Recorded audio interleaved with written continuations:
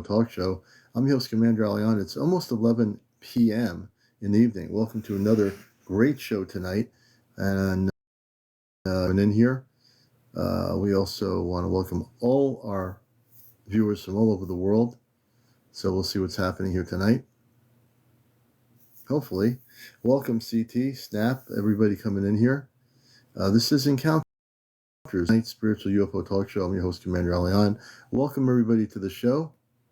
Glad to have you with us. Mercury Man, good to see you in Vermont. Everybody out there, wherever you may be. And it's going to be a great night tonight. As long as TikTok plays cool, Hey, Cliff, good to see you. Popper Smith. Everybody coming here. Connoisseur, Debbie, everybody. Cheryl Barron, The Art Girl, N.E., welcome to the show. Marinee, Poetry Siren, Mario, everybody out there, wherever you are, welcome to the show. It's those kind of nights, I think. Calling the Collective. Hey, Calling the Collective. And we'll see how things go this evening. I'm pretty sure we're going to have another great show. We still have, I think, 2 shows shy that we have to add on our YouTube channel. Our YouTube channel is Ash Recommends Spaceship News. I hope to have those other shows on TikTok later tonight. After I go off, I'll be downloading them onto my YouTube channel. Lavola, good to see you. Everybody coming in here, good to see you all. Sonia, Ario, Art, hello, good to see you. Marin, I think it's Marianne, Joe Black. All the people coming, Steve, just chill. Everyone, whoever you are, wherever you are, you're watching the #1 spiritual talk show. Hey, teacher, welcome. Heya, good to see you. Hey, Jared, welcome to the show, Jared. Tom, Shell Bell, everybody out there, wherever you are. Scott Cooley, I think it is, a cosmic something, Europa. Hey, Europa. Jared, welcome. Alaska Life. Good to have you with us, Alaska Life. Belinda in Michigan. Chris, everybody out there, wherever you are, welcome to the show. And we, again, will have one of these shows where we do interviews. If you're not used to our program, we love interviewing people that have been contacted by space people of the positive kind, people that have had abductions that need help. We seem to be helping those folks quite a bit these days on the show. People that are having UFO sightings regularly or spaceship sightings where they live or have encounters with the spaceships. Kit Kat, good to see you. Welcome, sister. And everybody in here, welcome to the show. And as always, hey, Richard from Houston, welcome to the show. I never know what's going to happen on this show. And usually at some point and sometime during the show or any one of my nightly shows, something extraordinary happens or something strange happens on a cosmic level. It's always been that way. And tonight will be no exception. Nor will tomorrow night either. Tomorrow night will be our Ashtar Command Q&A with April and myself, so you're going to be in for a show that's out of this world tomorrow night. I guarantee it. And the other night, for some reason, we went up to about 800 or something viewers, and then all of a sudden it dropped down to 300. I don't know how that happened. And believe me, I don't have any cosmic wand or anything. I just don't know how that happened. But it's good to have everybody here.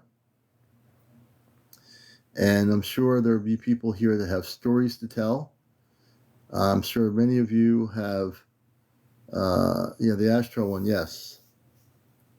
Yes, and Barbara, good to see you. So the thing is that there's so many beautiful stories out there, and even the abduction stories, when people share them, come out of the closet with your abduction stories, we're able to help you, Hey, Catherine, good to see you. We're able to help people. And I think that's part of the show now, is that we do help people, Jordan Bell, thank you for the heart me. We appreciate it. And we're going to set our goals for tonight. Got to set those goals. And we're going to put the night helmet. So I have 11 night helmets through the evening. When those are gone, I'm going to go to the cowboy hat with the mustache. I like switching it around, and then the baseball cap. So going back and forth with all those things. Oh, but you can just gift me whatever TikTok gifts you want. That's fine. So that's up to you. But welcome to the show, everybody. Jordan, thank you for the first one for the night helmet. I appreciate that. Thank you so much. I appreciate it very much. All your support, folks. And it will be a good night. The way it works here, beyond me talking, and I have a lot to talk about always, is that you have to be over 18. No kids on the camera. Kit Kat, thank you so much for the helmet. I appreciate that very much, sister. You must be over 18. No kids on the camera. No paranormal discussion. No cursing. No drinking. No drugs. No smoking whatsoever. Tiffany, great question. So it wasn't so much being chosen. I was always a commander of my own spirit. So when we use the word commander, it's totally different than Earth-based, the Earth-based definition of commander. So when I use the word commander, that means I'm in command of my own cosmic spirit. Nobody controls me. Nobody has any control over my cosmic being. So that's the word commander. So if a person is fully awakened and in command of themselves, then you are, in essence, a cosmically awakened commander. Hey, Alicia, you're cosmically awakened commander. And so that's what the terminology of the word commander means. That's unrelated to the Earth-based definition. Oh, very good, Tiffany. I was glad to answer your question about that. Also, for people new to the show, I am from Mars. So the planet I come from, Mars, is a livable planet with 10 to 15 million inhabitants on the surface of the planet. And I also work with the Ashtar Command. Okay. And yes, yeah, Barbara. And hey, Boston boy, good to see you. And so I work with a thing called the Ashtar Command. I am from the Ashtar Command, actually. I am Ashtar Command. And that means that I am connected with our star family. I have been since before coming to Earth. And I was intergalactic communicator on one of the ships between different spaceships and different intergalactic groups of light. Way different than the communications systems on Earth. So I have also a contactee experience when I was a kid. So I'm also a contactee. I'm like you might say, an open cosmic book of knowledge. I don't read anybody's books. The only books I've ever read are the former contactees that passed away in the 60s or 70s or like early 90s. Those books I was fascinated by because it talked about their experiences. But normally I don't look at any websites. I don't care what other people's websites are. I keep myself very pure and clear in my consciousness, and I'm a telepathic communicator. Hey, River Blue, good to see you, always. So you never know what's going to happen on this show, but this is why this show has become the #1 spiritual UFO talk show and been very consistent. While other UFO things come and go on TikTok, this show is always going to be consistent. We're always going to be here. Jackie F., good to see you. And we are here to bust the matrix. So if someone has a limited belief system and they come here, by the time they're done being here, the matrix in their mind will be busted, guaranteed. Hey, Rita. Hey, Skywalker. Good to see you. May the force be with you, always. Hey, Joey. Good to see you. Definitely good to have you with us, Jim. Everybody coming in here. Older people coming in here, welcome. Cadillac Suite, I think it is. Good to have you all with us. Hey, Jim. Welcome. Good to see you. And good to see everybody here. Hey, you're a widow like Troy. Good to see you. Hood Rat Hippie. That's a good name. Good to have you with us. Sassy Little Mama. Welcome, sister. Hey, Johnny. Good to have you with us. And everyone coming in here. Thank you for the helmet. And for those that have hey, Linda, have no idea what's happening, down the road, Jojo, thank you for the friendship. Thank you so much. Down the road, for those that might have a vague memory of this, well, hey, Monique Bridges, we're doing good. I hope you are too. I hope you're doing great. You know, we like to see, hey, Voice of One. Barrier, thank you for the roses. So for those that don't know what's happening, the announcement, it's also on my Ashtar Command Spaceship News. Did April get taken? I think she's not home yet from work. I don't think she's home yet from work. I don't think she's been taken anywhere tonight yet. I think she's not home yet.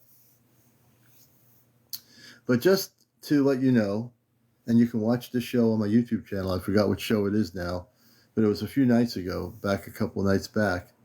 It was on last Saturday night's show. I believe it was last Saturday night, unless I'm getting myself totally confused. So the Astro Command had an important council meeting on the ship. And some of you know about it, and I'm sure some of you here don't know what's happening. So I'm going to kind of fill you in what's going on here. And it's important that you know this, for those that don't know. For those that do, you already know. For those that don't, hey, Ruby, good to see you. So what's going on here is that the council, all the main people, all the important people with the Astro Command on the spaceship had an important short meeting. They brought April up on the ship. This is also recorded from our show, I think last Saturday, Astro Command Q&A.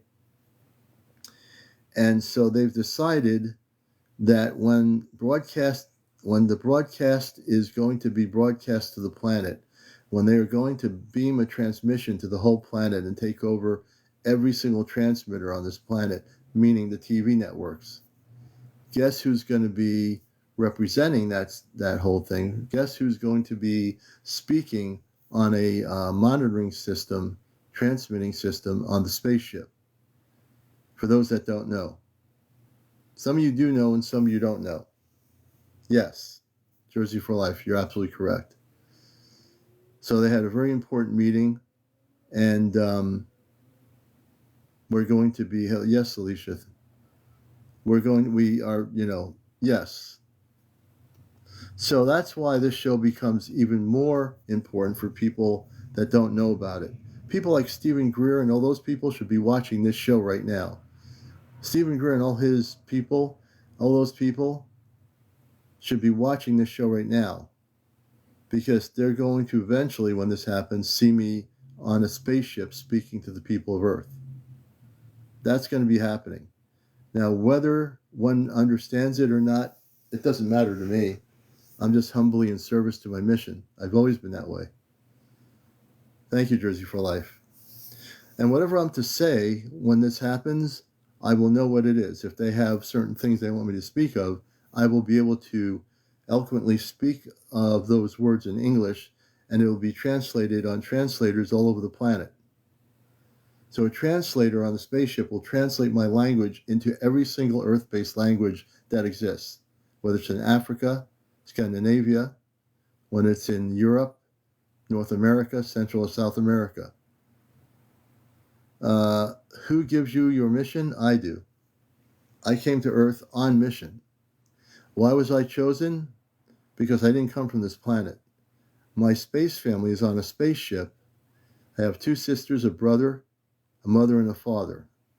There's a council, which the command has. It's a very important council, which is the main people of the whole council of the Astro Command.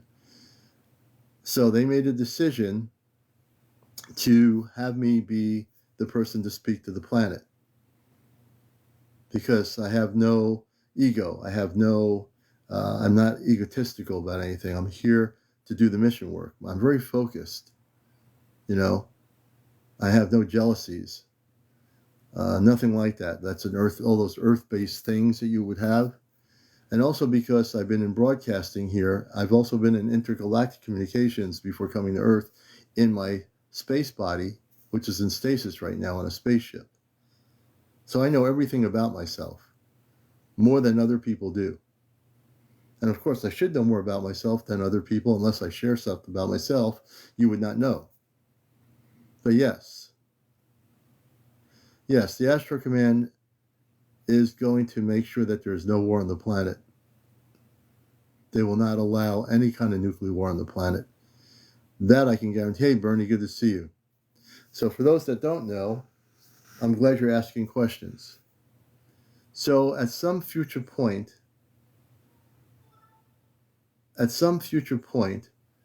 there'll be more meetings, and eventually I'm pretty sure they're going to have to take me on the ship for these meetings, so I know what I'm going to be doing. I'm pretty sure that's going to happen at some point. I don't know when. I'm not too concerned about when. I just know when it happens, I will be ready to do it. No, On this earth, all of you who believe in voting for somebody and you think they're gods or whatever, get out of that. Get out of your head on that stuff. If you're going to be into the cosmic realm, you need to let go of the 3D voting system world here. The whole planet is corrupt with all these people. You need to not put all your eggs in a basket for somebody who is a 3D Earth-based person who wants to have power. That's not the way it's going to be. The new Earth, there is no president. There is no queen or king or prime ministers. There's none of that. Yeah, I do. Yeah, hey, Tara, good to see you. I want people to get out of their heads who believe in a particular candidate. Do not put your heads into candidates. Get yourself connected in the cosmic spiritual levels. Meditate. Focus on the cosmic. There's no saviors on this planet that are running for office for any country. And if you believe that, then you've been brainwashed. You need to wake up and get out of that stuff. I don't care if it's religion. I don't care what your politics are. Throw it out the window, especially on encounters, because I'll bust the matrix. I'll bust your matrix if you believe in a specific political candidate in Russia or wherever. It doesn't matter where they are. Get out of the matrix. Don't put your trust into people that want power. Don't give away your spiritual power to somebody else to be powering over you. That's not the way it's supposed to be. That's not the way it's going to be. And on the new Earth, nope. The planet's going to transfer from a centralized, egotistical society into a place that's going to be unconditional love, light, understanding, and living in harmony in the universe. That's what you should be looking at. That's what you need to look at. If you're not looking at that and you're looking at a specific person to be your leader in your country, then you're losing it. You're giving away your power. Do you really want to do that? I don't think so. Don't do it. Connect with yourself. Get in tune with the universe. Get in tune with your spiritual being. That's more important than somebody being a leader in some government or a Vatican or whatever it is. It doesn't matter to me. It's time to wake up, brothers and sisters. That's what I'm here to do, wake people up. And I'll do it in whatever way I can. My radio show for 21 years, my broadcast here, my shows being on YouTube, I'm here to wake people up out of the 3D realm into the cosmic realm. And that's really the key. Don't get brainwashed into believing that this one's better than that one. And that's just what they want you to do. As long as you keep voting for twiddle-dee-dee or twiddle-dee-dum, you're just still being wrapped up in a 3D confinement. Just don't do it. It's a waste of energy. Yes, we do. All the star people from other planets believe in God. God created the whole multiverse. It's funny how some people think God's exclusive to planet Earth or to the dollar bill. Since when did God become part of the dollar bill? I've never understood on Earth how people put God on the dollar bill on this planet. I just don't get it. No, you don't have to do anything. I don't have to vote for anybody.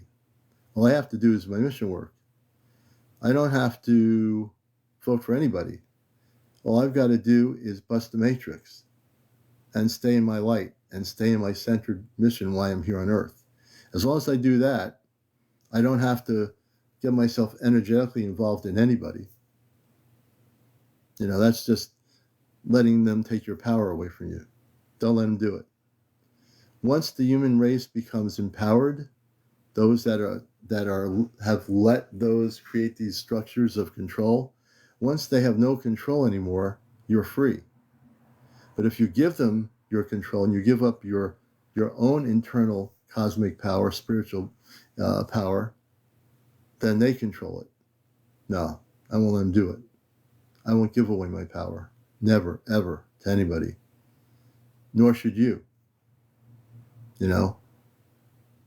The planet's going into a period of great change. Great change. Whether you realize it yet or not, the foundation of this planet's going to be shaken up so much so that you're going to see drastic changes happening on a spiritual and on a cosmic level. You know? Now, whether you believe it or not, that's your personal free choice. That's your free will to believe it or not believe it. Thank you, Jojo. But the commander always tells the cosmic truth the way it is.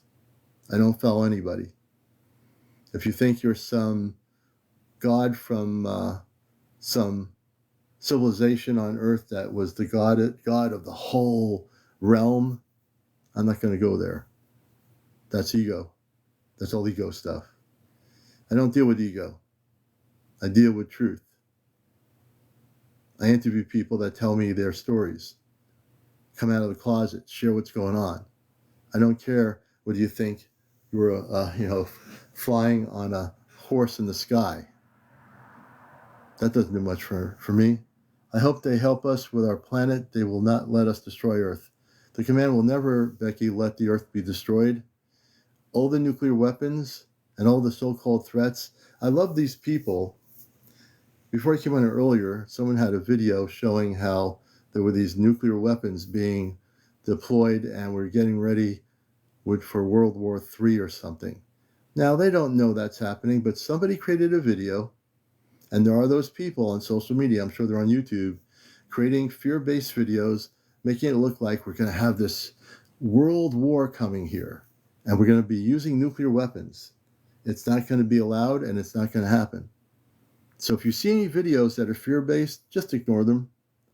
Somebody's trying to get a lot of attention, or the somebodies are creatively creating videos to get people in fear, just so they get their attention. It's not happening, folks. The Ashtar Command will never, ever let this planet be destroyed by nuclear weapons. We will dismantle every single weapon on this planet, and I guarantee you that will be the case. They will not be able to switch on the switch. The nuclear missile silos will be shut down in a nanosecond. I guarantee it. And what I'm telling you is the truth. Now, whether you believe it's the truth, again, you have free will. But it is the truth. There are what we call weather ships, Cherish. The Ashtar Command has weather ships that are removing the pollution in our skies as we speak. It's a lot of work, but they are actually taking the pollution out of our air, and they are doing that. Diablo 1, I understand your around has a place, something around has a place, but my area won't be disputed because I'm okay. Look, Syracuse. Huh. Not yet. We're going to be getting Amshai on here. We will be working that out with her. Have you thought more about sending ships over nukes? The command has done it, Jordan, back in the 60s to shut down a lot of nuclear silos during the Cold War. And if they have to, they'll do it again. William says, wow, very refreshing. Thank you so much. I already feel so much better. Good. Now, well, the Ashtar Command is not going to let this planet be destroyed by any government using nuclear weapons. Every nuclear weapon will be dismantled. We just won't have it. We're not going to let it happen. Life is really very precious. All life, whether it's marine life, human life, whatever life, tree life, whatever life, all life on all planetary systems is precious. On this planet, the people in power, they get so egotistical they forget that life is important. They get so much into their heads about their power that they would do anything to retain their power, including the destruction of their own planet. But we're not going to let that happen. It's not going to happen. Thank you, Johnny. I appreciate you too. Johnny, myself, Kit Kat are a group, and Chesno, who's not here, we're a group of 5 people with April that will eventually go on together on the Ashtar ships. And we're going to be going to get our assignments of what our missions are, and our capabilities will be increased as individuals when we come back to the planet.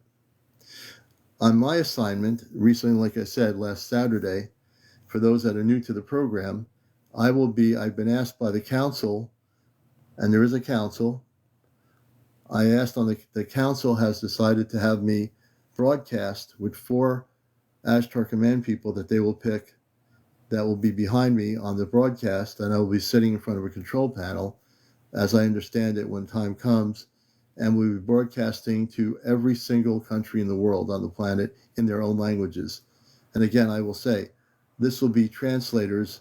There are translator systems for language on the spaceship that will translate my English into whatever language that person or whatever country that person lives in. The language will be translated. What the message is that they want broadcast to the planet Earth yet, I don't know. I will have more information hopefully in the next few months. I would assume that at some point they're going to want to take me on the ship, which will be easy to do. What they do is they open what they call a rift, which is an opening. They can open a rift in the wall, come right into the house, and in 2 seconds pull me through the rift, and I'm on the spaceship in space. And if you don't understand how that works, that's okay. I don't expect everybody to understand what's going to happen here. Christina, I don't know the answer to that. Unfortunately, it's unrelated to the subject of encounters, so I don't know much about that. I mean, I know there's stuff like that going on, but unrelated to our program. Yeah, I think you say RT. I think you're saying Russian TV or Russian television. RT. Yeah, they'll be also taken over. Every major network in all countries will be taken over. Thank you, Johnny. I haven't really spoken of it much, but maybe I should let people know that I'm going to be doing this.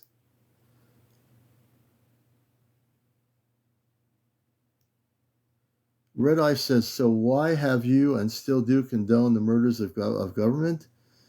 What are you talking about, Red Eye? What are you talking about, the murders of government? Can you explain yourself on this program, which is about cosmic galactic areas, including people who've had visitations, disclosure. We get into all that. So what are you talking about, Red Eye? Oh, okay, River Blue. Yes, it'll be a spaceship. We'll be on one of the big spaceships when this occurs. Let me see here. JP Young, good to see you. Yeah, the Anunnaki are already here. They also are part of the Ashtar Command. They're not a separate grouping by themselves. They're part of the Ashtar Command, and they're part of the councils too. Hey, Acid, good to see you, Acid Messiah. Hey, John Connor. Hey, John Connor, good to see you. And Francisco, I feel like I'm indigo. You probably are. Good to see you, John.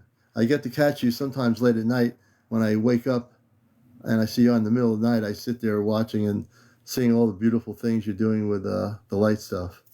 Anna, did they contact you to tell you about being chosen? My friend April in Vermont and I are like a brother and sister, and her parents are on the ship.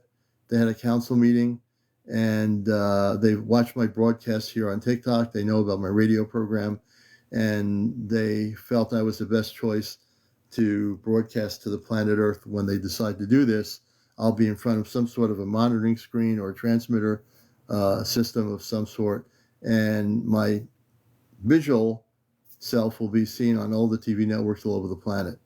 That's all I know so far. And things like people like Stephen Greer and all those people, they have no idea what's going to happen. The high-profile people like Stephen Greer and all those others on these UFO circuits and interviews, they don't even know about me. Not yet. But they will. And the only reason why I say they will, because when this broadcast happens, they're going to say, who is this guy on a spaceship talking to the people of Earth in all these different languages? You see, all these high-profile people, are they going to be in for an awakening? I hope you give your fans a heads up so we can have it on TV. I will definitely, Diane, give you a heads up. When I know that I'm going to be taken on the ship for this particular broadcast before major contact, I will make sure everybody here knows about it. I will make sure everybody knows about it. You know, I'm not the kind of person to leave anybody out. You're all going to know about it when it happens. I'm very transparent about what's going on here, and it's just really important. I'm really focused, even more so now, and yeah, you'll all be knowing about it. Francisco says, I feel like I'm a lot calmer down ever since my hand's still shaking, though. Yeah, you'll be much more calmer. Things will calm down for you, Francisco. Yeah, John, you definitely can come up. My friend John, he's one of my friends for a long time here, and we're going to bring him up as long as my camera doesn't go crazy on me here. And we have so many people. Let's see here. Wow, we have an Angela M. I'm bringing John up first. Angela M, you're going to be second. Let's see here. Yeah, John, just press the guest thing, and I'll bring you up. Now, I hope my screen doesn't go dark on me. Then I'm going to have to move my camera a different way here. Thank you for the hat. Thank you so much. I appreciate it.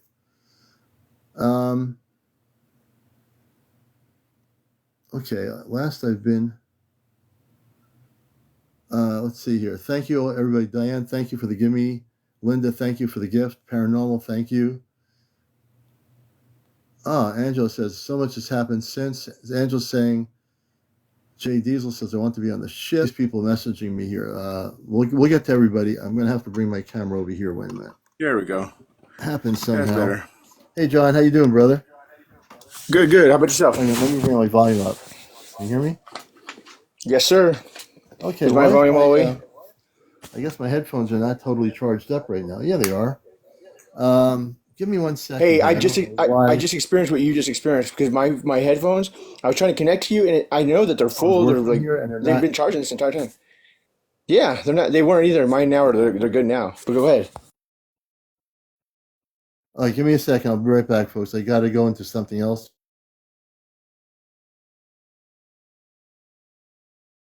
Is the echo coming from me? If it is, I will change it to. Let's see. Is that better?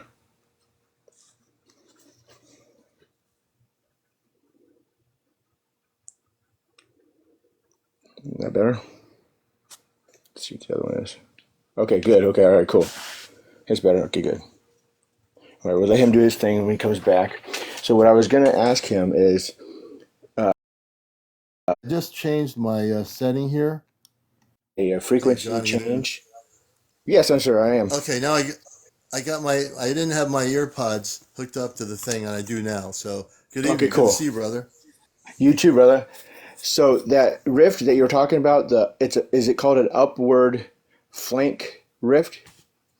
All I know is that when April goes on the ship, her father comes in, and they open a rift through the wall. That can be anywhere in the house, and they take her right on the ship within 2 seconds. She's on the ship.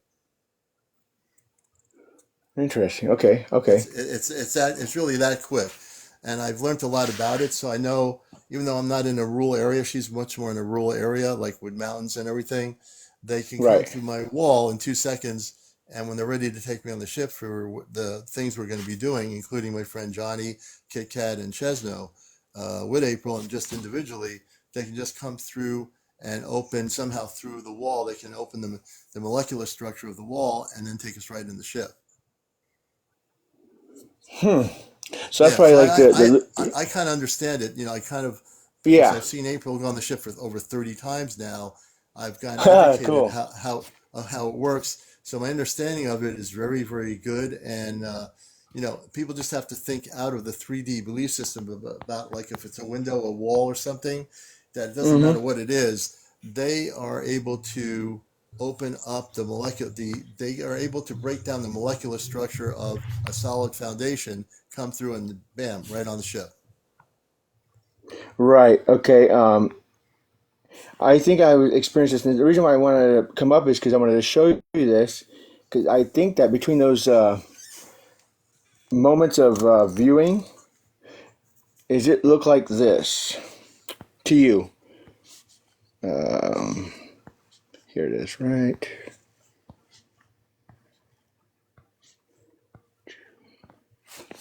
There we go, right here. Like this. Let's see. Oh, okay. Let me show the other one. This one. Yes, okay.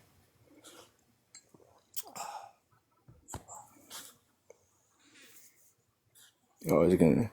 I always forget that it does this every time. I do Oh it yeah, twice. the green screen. Yeah. Hey, Kitty, good to see you. Okay, let's see.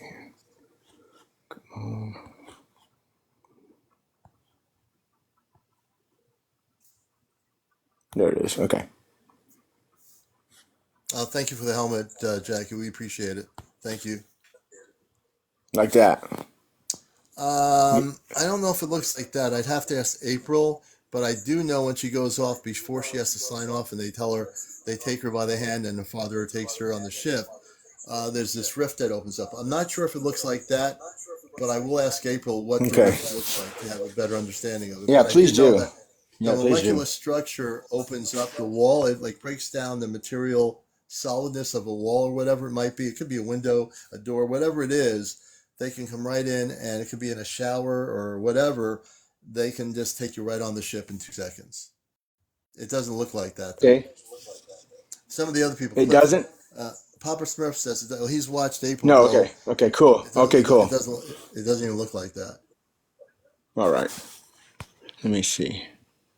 Have you been on recently when I was doing those mirrors where it looks Maybe like, yeah, you're on at different hours of the night. So sometimes when I wake up, yeah. I'll go on and I see it, and I'm like, I'm half asleep, and I'm like, okay, I'm gonna look for a minute, and then I just end up going back off planet. Uh, yeah. So Okay, okay. Because I was messing around with some frequencies and some vibrations of the intersection of diffraction and diffusion, and that's the closest thing I've came close to it with other light coming in through it and having that spectrum come through. yeah, I think what you would want to do is watch April when she does a live program, and you can actually ask her directly what it's like when there's an opening, when her father comes. My father from the spaceship has come, one night when I was on her live, and he's come, and all my family members, my two brothers and my sister, they came one time when she was doing. She likes to play music, and they like coming and dancing, and they love music, and so that happened a few weeks ago. So then they take her off the planet. They take her through the rift, and then they go off planet, and then she comes back. It's usually within an hour, maybe an hour and a half that she's off the planet. But off planet, it could be like 3 weeks. It could be a month. There's no time and space. So up there is no time. But when she comes back, they'll bring her back at the appropriate time they took her off planet. So when they take her back Okay. on planet, she comes back within that 1 hour period of Earth time. So let's say that she was with me right now, and then 11:34 p.m. Eastern, they take her off planet. She comes back at approximately, let's say, 12:30 a.m. in the morning. So that is Earth time, but off planet she could have been away for a whole month. But in Earth time, Wow. it's from 11:34 to 12:30 a.m. in the morning, because we operate in a time frequency where is off planet. There is, as I told people, there's no time. There's no sense of time. It's just on Earth we created this thing called time. So we get up in the morning. Where I don't wear a watch, but we get up in the morning. We go to work in the morning. We come back from work. We have dinner. We everything we look at is based on time. Off planet, our space family, they don't operate in time. There's no time. They don't operate the same way we do. It's different. Okay. Um, because when I first met you, I was talking about the whole travel thing. Hmm. Okay, so that's that. I'm still working on that, but the thing is that I'm only missing one. Either it's a sound acoustically or it's a vibration Hmm. of Hmm. light and sound together. Hmm. Um, and when I got the whole tuning fork into this, it pulls up that 528. But if I put it in a reverse mode, it comes back as a 369, but it doesn't open up. It's just, it's like it's there and it's not Mm-hmm. opening into a point where I want it to be like a vortex, maybe a portal. Mm-hmm. But the thing is, for that, it heats up to a very high temperature, and I don't think Mm-hmm. our bodies can withstand that heat. Yeah, So almost I like maybe don't. you need a suit. Yes, so I'm not sure how that would work, but I do know when we physically go on the ship, John, when we're all five of us, Chesno, Kit Kat's here, Yeah. Johnny, one of my moderators, when we go on the ship with April, what happens is, and I'm very well ready for this, is that when we are taken into the ship, we'll have a spacesuit that will walk right into the spacesuit. It will fit us just perfectly, and we'll feel very comfortable in it. It'll be like wearing a not a tight suit, but it'll acclimate to our body and we'll be able to breathe. The air is a little bit different, the oxygen. So we will, excuse me, we'll be able to breathe. And also when we're on the ship, um, April has had the chance to try the food on the ship and they are vegetarians. So our parents are about 7.5, 8 feet tall. They're very much human and they eat vegetables. They eat vegetarian food, so to speak. There's no, they don't eat like on our planet we have fried chicken or Chinese food. They're all vegetarian. Right, And right. so when on the ship, they have a living ship where they grow in space all kinds of vegetables. And they have some great things that they eat. I'm sure on their planets are filled with beautiful places and green, lush forests, and it's different than people think it is. And so we'll be able to. This planet's going into a place where eventually, when contact happens in about a year and a half, they're going to assist the people on Earth, but they're not going to be the ones to correct our problems. We're going to have to correct our problems that we created as human beings on the Earth, but they're going to assist us to learn how to do that so we can be self-empowered to do that and to make this planet a planet that lives in peace and harmony. There won't be any governments. There's not going to be shopping malls. There's not going to be like neon lights all over the place. The planet's going to go to a transformational stage and it's going to be gradual. So when contact Hmm. happens, things aren't going to switch like instantaneously because there's no way you can do that. We have billions of people on the planet that have been taught to live in a limited consciousness. And now we have to get people to learn how to live in a different consciousness that is elevated on a place where they live in harmony with the universe. And right now, the planet isn't living in the planet itself wants to, but the people that live on the planet, there are people that do want to live in harmony, and then there are people in power in different structures on the 3D world that want to, they don't care. They want to have their power, but that's not gonna last. That's gonna end. The whole structure of this planet's gonna switch. It's gonna change. It's like you're gonna turn on another switch, and the limited switch is gonna be turned off. So people need to more and more. I feel this on my show people need to be prepared. People need to empower themselves, meditate, connect with cosmic Christed consciousness, get centered. Don't watch all the news channels. Don't watch all Right. the limited stuff. That's going to mess people up.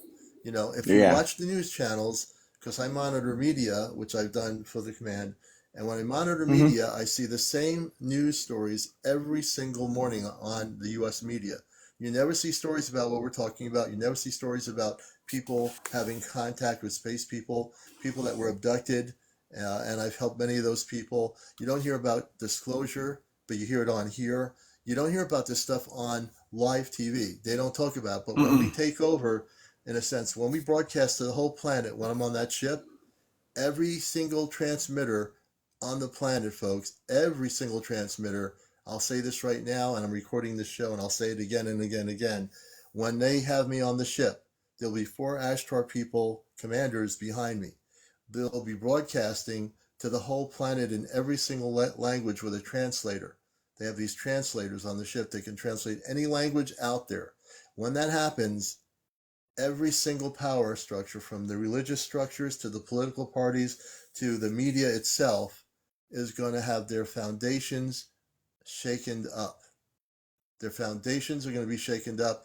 And in a sense, myself being on TikTok and my radio show is prepping me now. I feel like I'm being prepped to do what I'm doing Right. here on the spaceship. It's going to be no different. It's just going to be what I'm supposed to be saying to the whole planet, and I don't know what that is yet. But I know I'm being Okay, prepped for it. right. My last question is this symbol right here that was moved by the indigenous people. It has the Hmm. sun. I don't know if is that the sun up there or is that the Ashtar Command Center, and then that's the sun that's in the tail of the eagle. I'm not sure how to take that symbol and look at it because it's my first time seeing it. I mean, I guess you can take the symbol into how you think it is. UFO UAP says, I read Kachina. I'm familiar with the Kachina because I met a Hopi elder many years ago, a very tall, Yes. Yeah. spiritual Hopi elder. He didn't say a word, but I knew that he had a lot of knowledge. And this is in Connecticut many years ago, many, many years ago. So I don't know that that would be representational of it. I'm just going to be very honest. I don't know. But I can tell you and show you a symbol of what that of the Ashtar Command symbol. Let me guess here. Hold on Oh a yeah. second. Please Let me do. just. Yeah. Yeah. I'm going to show you an actual symbol of the command, which will be more representational. Let me see if I can bring it up here. Wait a minute. That's not what I wanted to do. Here we.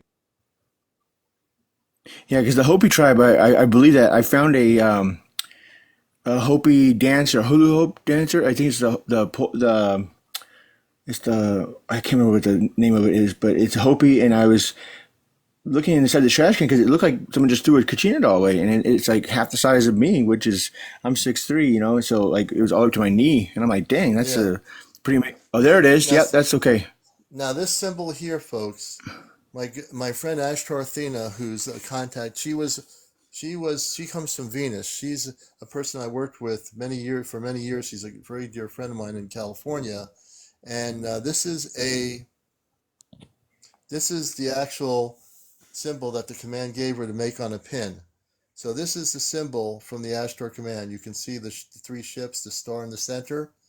That's the actual symbolism of the Ashtar command, right there. I have three of these pins. They're all encoded by the command itself. They were encoded energetically, and she had them made up at the time. We had big gatherings of the command. We had these pins, a number of these pins. So this Can't would hear be nobody. this is the symbol. This is the symbol right here. This is the symbol right here. This thing right here. It actually makes a good background, but that's the symbol of the Ashtar command right there. Can you hear me, John? Are you still there? Yeah, now I can. I was getting a phone call. Okay. Yeah, This I was is getting a so. phone call. This I is apologize. so. No, this is the symbolism of the Ashtar command from my dear friend Ashtar Athena in California. And back in the 90s, this was we made limited amounts. She made limited amounts of these pins, and you can see the center, the great central star, the sun, the three ships. Yeah. That's the symbolism of the command. That's the symbolism of it.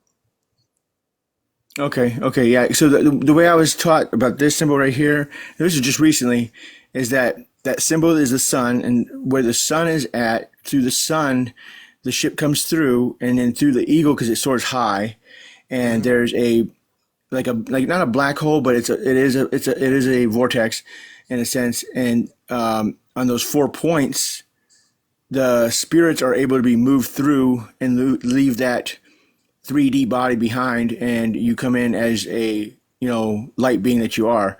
And I think that the feathers represent the same thing as the lightness of ascension. Hmm.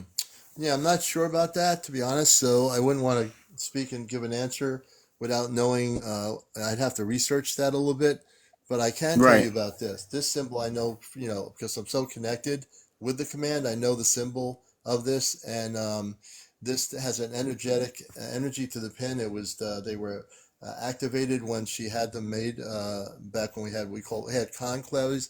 These conclaves, folks, that we had where we came together 50 or 60 people in Connecticut from all over the place, and these pins uh, were presented to the people there. So yes, Oh, right on, Angela. That's awesome. yes. Yeah. So So yeah. I'll go back to being a viewer, but I appreciate you letting me come up here. It's always good to hear some advice from you and then your great knowledge in Ashtar Command. Oh, thank you very much. And John, I appreciate all the work you're doing on your end at different hours of the night when I'm probably sleeping. But that's okay. Yeah, All you right, got it. I John, appreciate it, John. brother. All right, man. Take Yes, care. sir. You too.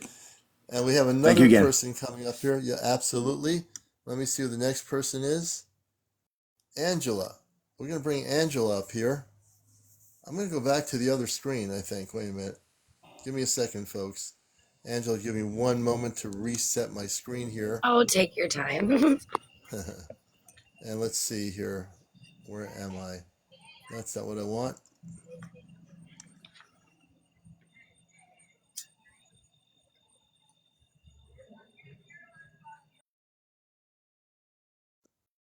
Okay, there we go. Okie dokie, we're back. Angela, welcome to Encounters, the #1 spiritual UFO talk show. And how are you tonight? I'm doing pretty good. I think it's been like 2 or 3 years since the last time I was on here. It's been a while. A A long lot's time. transpired. I want to Back know then I what's didn't have any happening. evidence. I had no evidence back then. I just knew my grandma worked for the 3-letter agency, that she was a psychic remote Yeah. viewer back then. I got the NDAs now. I've worked with George Webb, George Knapp. I've had a meeting with General Flynn's attorney. Really? Some big things have happened since, yeah. So when I first talked to you, I was talking to you about a UFO I saw land in Duplin County, North Carolina, August 2nd, 2011 at 10:49 p.m. at a private airport. It landed, not crashed. Now, I told you I thought it was military, specifically because I live in between 3 different military, bases. Now, since all that's happened, because I don't know if you remember me, I was kidnapped as a baby into a military, my family, my story. Yeah. I remember your story. My grandparents were part of the, both of them were part of the Stargate Project. And my dad's 3rd generation Special Forces. But anyways, so since all that happened, I've been exposing Fort Bragg 3rd Special Forces Group for the human and, moving. Yeah. You understand what I'm talking about? And then Wright-Patterson Air Force Base for testing children for PSI. Well, since then, I found 27 shell companies under the 3-letter C agency, specifically Johnson County Regional Airport. Type in that name plus the 3-letter C agency, and you'll see that this is a black site here, one of multiple, and it's Aero Corporation. And I believe that they are reverse engineering these crafts under these because I told you it landed, it didn't crash. And when I say this thing was huge, but I don't think it's just these. I think that there's people, because, that's the original case I was trying to expose.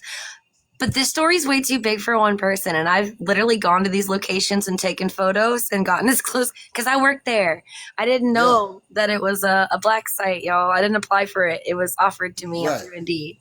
And so that creeped me out, because, I want nothing to do with that agency once I found out my grandma, worked there. I was like, oh, no. You didn't want to have anything to do with it at all, because you knew what's going on there. It creeped me out, dude. And literally I had to come on live when I went to go get my last check, because they refused to do direct deposit. And I was like, no, I'm not going underground, dude. Now that I know it's here, I'm going to be on live the whole time. I'm sorry. Things have gotten crazy. A lot of confirmation. Yeah. And you the last time you spoke, I don't know if you've been watching recently, my friend April in Vermont, myself, on the positive note, all these agencies doing reverse engineering, all this stuff that we talked about, and the things that I already know about these things. We have been, our space family has found us, so to speak, of the Ashtar Command, and that is the positive people of light from many different planetary systems.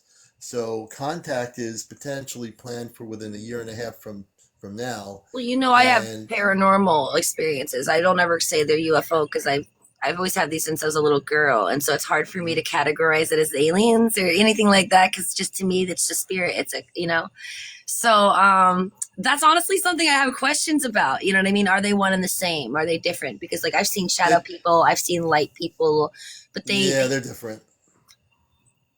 They help me with my missing persons cases. That's honestly what I've been doing lately. So what I do is I have to do this. I separate all the paranormal stuff for somewhere else. I don't let paranormal into the broadcast. There's a reason why, because I don't come from here, and coming from space, I know what that word means, and there are 10,000 TikTokers and YouTubers doing that kind of a show, and I respect them if that's their forte. Me, I stay away from it. I just, as long as I'm staying with the galactic cosmic stuff and the space things and the zeta, whether it be light beings, plasma beings, that, you know what I mean. That's the kind of stuff course, I do on the show. I just wanted to know if they were one and the same or if they were separate. That's what I was trying to understand because I didn't understand. They're totally separate. Totally separate. Thank you for confirming that. I appreciate that. Absolutely. Yeah, but with the Astro Command thing, and you probably don't know that this is happening. They had a council meeting of the main council of the command, and I'll be going to be at some point within the next year before major contact on the planet happens. I've talked about for some reason tonight a little bit more than I normally do. I'll be taken on a spaceship of the command with 4 human commanders behind me, and we're going to be broadcasting and taking over every single Earth-based TV station on the planet in every single Earth-based country that exists. Oh, that would be neat. Story. This is a true story, and so they want me to represent the command in this way, and people that know me personally, my friends for all my life, they know I have no ego. I have no lust for power. I'm here to liberate. Oh, you don't have to make me a believer. I've been hearing you for a few years. Yeah. You know me for a few years. You know how I am. I think I've been on here about 5 years now. It's been it's been a bumpy ride. Time. I'm so humbled. Bumpy ride, right? I'm so humbled, man. I never in a million years thought back then. This was going to come out. Yeah. So, this show has really become, I never knew it. I'm so happy that my friends told me to get on TikTok a long time ago. I never thought of doing this, and it's the best thing I ever did. And I've met so many beautiful people here and people sharing their stories.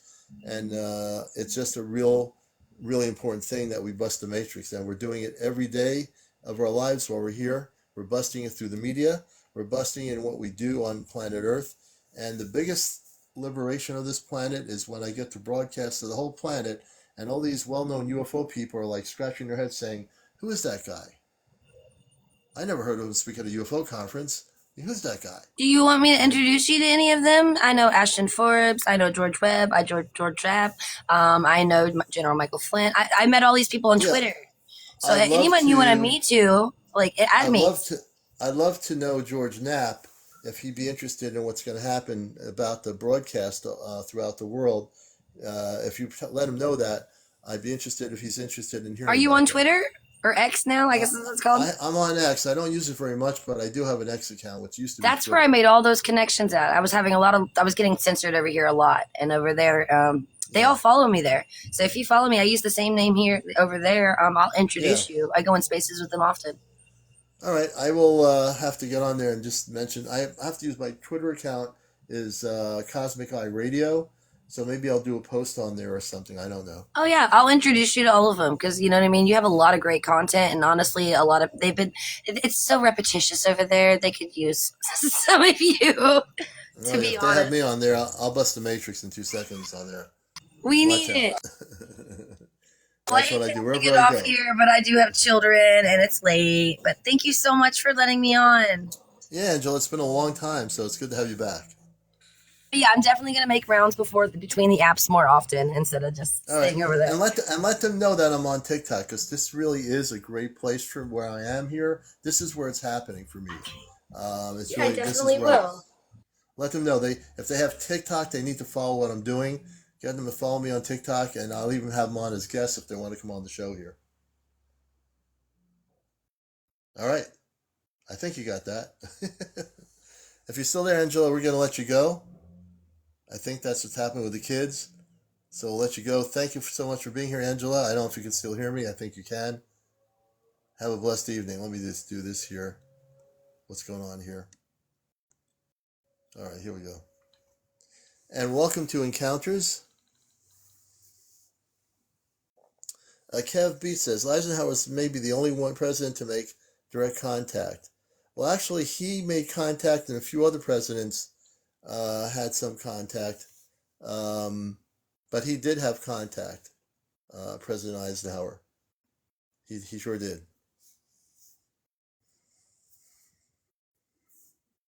And please tap on the screen if you're not tapping.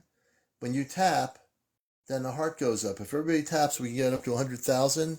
I want to do 100,000 likes tonight, and it's only 11:56 on the East Coast, so I need everybody to tap the screen.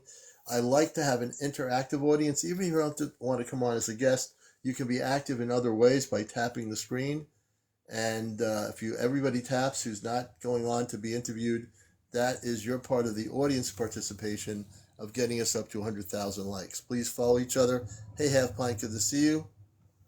Yeah, Jimmy Carter's for UFO too, Ashley. That's right. Oh, yes, I read the raw material many years ago. Hey, Lacey, good to see you. Angie says, I need your help. Let me bring Angie up here. Angie says she needs my help. Angie, you're going to be my next guest up here. When I hear the word, I need your help, I'm all here for you. Hey, Angie, how you doing, sister? Hey, I'm good. I wanted to let you know, the last couple of nights, this started like almost 2 weeks now. You know, sometimes when you leave the TV on, you get that blue glow, or from some kind of electronic, you get that blue glow. The whole room lit up with this blue glow, and it's been doing it every night for nearly 2 weeks. And it's like somebody comes and knocks me out, like literally puts me to sleep. Really? And when I wherever I'm going, I don't know, I keep walking in what looks like an unfinished building. Like there's metal beams, and you could see where they've like got wood up, so it looks like an unfinished room, or like they're in the process of building a room. And I always end up at the same place. I'm in front of a white table. There's all this stuff in front of this table. But here's the weird part. The guy standing behind the table is all dressed in like a green brown color from head to toe. And at first, the first time that I saw this dude, I thought it was like a weird haircut. It looked like 3 different like mohawks. But each time that I've been to see it, I've noticed it's not mohawks. It's his head, and it's like bumpy, like scaly, you know, Really? like a frog or something. Does that make sense? I think it's reptilian. Yeah. He keeps You know, telling it's me to pick reptilian. something off the table, but I don't know what these things are that he wants me to pick. Okay, so, I think we He's need scary. to. He's scary looking. Let me ask you a question. Would you like me to help you tonight? Please, that's why I came to you. That's why I come earlier in the week, and I thought, well, maybe it's not going to happen again, but it's happened every night for 2 weeks. I'm going to help you because I need to help you. In a nano, based on what you just said, we got to stop this Yeah, I'm not right now. sleeping well because of it. I'm having to sleep during the day because I'm afraid to sleep at night. No, I understand that. Yeah, that's definitely a reptilian. That's a reptilian. So here's what we're going to do. Where are you located? Louisiana. And whereabouts in Louisiana? Lake Charles. Lake Charles, okay. Give me a moment. I'm going to switch my consciousness. For people that don't know what I do, yeah, I'm a talk show host, but I'm more than a talk show host. Like I said, I don't come from this planet. I work with the Christed levels of light with the Ashtar Command. She's having an experience where she's being taken by a reptilian, and it's not a good situation. I automatically understand it. What we're going to do is send a spaceship over Lake Charles. Mm-hmm. And for those that don't know what I'm doing or think it's weird or how could he do this, understand, for those that have watched my show, I have the ability to send Ashtar Command spaceships anywhere on the planet to help somebody. I'm sending a ship over your location right now over Lake Charles at the moment. Give me a moment to just switch here. It'll take me a moment. And, someone's calling me a liar? Oh, Lost Wonder has 10 followers? Well, Lost Wonder, guess what? We're sending you back out into space. And you now are lost in space, Lost Wonder. Bye-bye. Okay, that's the good thing about me as host of this show. We don't put up with that garbage. We take those people right out. They don't need to be here. But for those that want to know the truth, watch what happens here. So, Angie, we're going to help you. We're sending a ship over your location. And give me a moment. I asked the Ashtar Command, my friends on the ship, to send a ship over a location, specifically in her area, about 20,000 feet above her location, cloaked. Do you have, most people down south don't have basements. Do you have a basement? No, we fled Okay. too much. You fled too much. I kind of figured Mhm. that. Okay, so right now what we're going to do is I'm sending 15 space people on the ground level where you are. Mhm.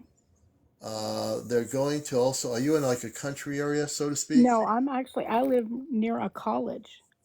You live near a college. Okay. Mhm.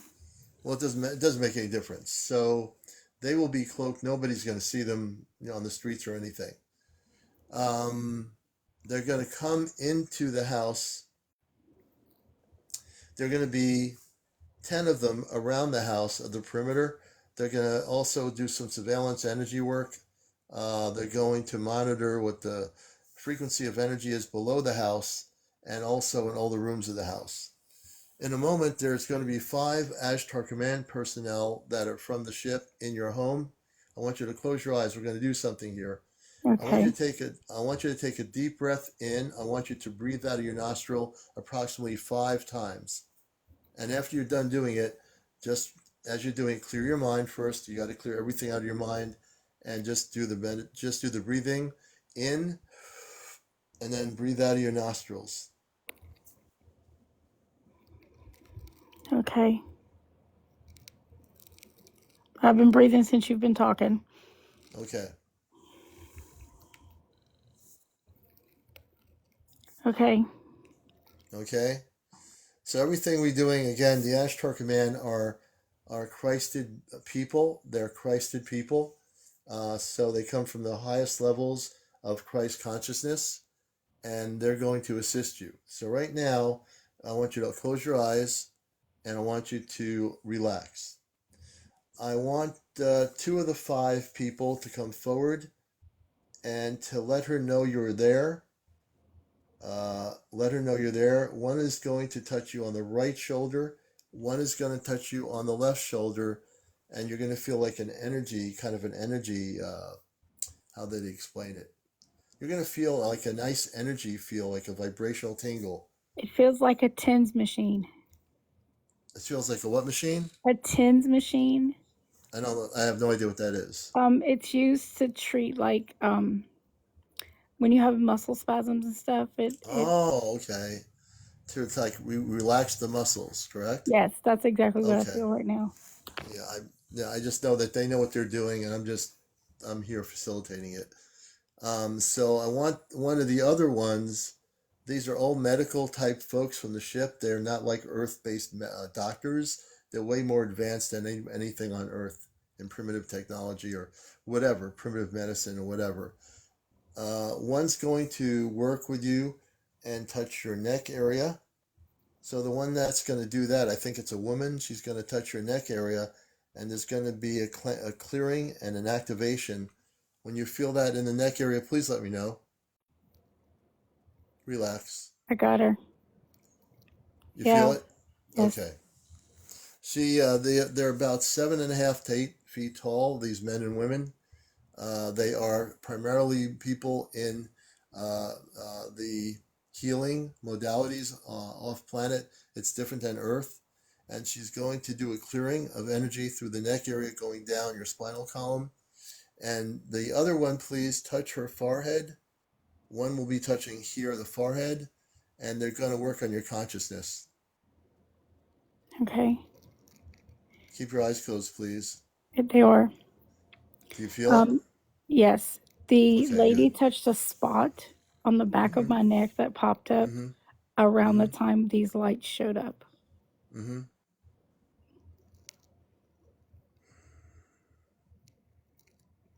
Yeah, they're working on you right now. I want the other 10 Ashtar Command people that are around her house. I want you to find this reptilian.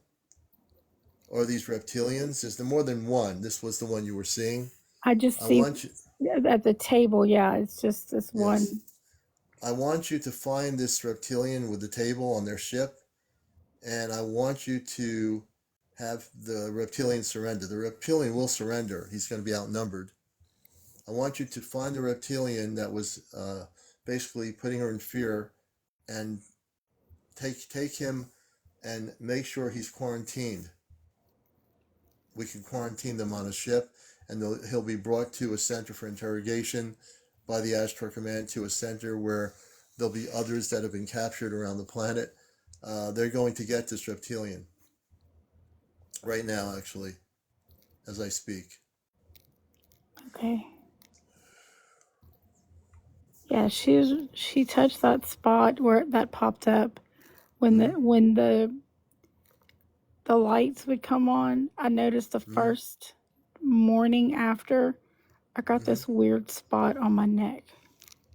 Mm-hmm.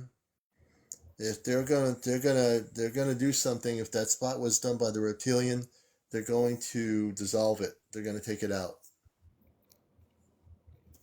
You won't feel a thing. They can do this. And I think she knows what she's doing. She's gonna probably take it out. I don't know how they're doing it because I can't see what they're doing, but they know what they're doing.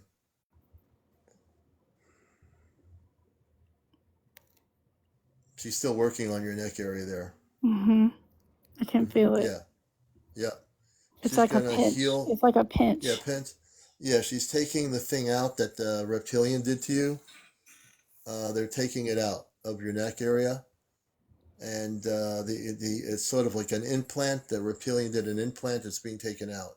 Whatever it was, it irritated my skin. Yeah, it's going to be taken out. You're not going to have any more problems. The reptilian probably isn't happy about what's going on here, but the reptilians are going to be they're going to be gathered up. They basically.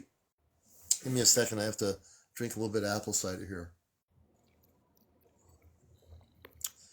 But by the time they get done, they're going to stay with you through the whole weekend. Okay. They're going to stay. All 15 of the space people are staying with you, and they're going to do some energy work. They're going to do They're going to actually go through the area of Lake Charles, and they're going to see if there's any hidden areas where these reptilians are hiding. Yeah, because we have a lake. Them.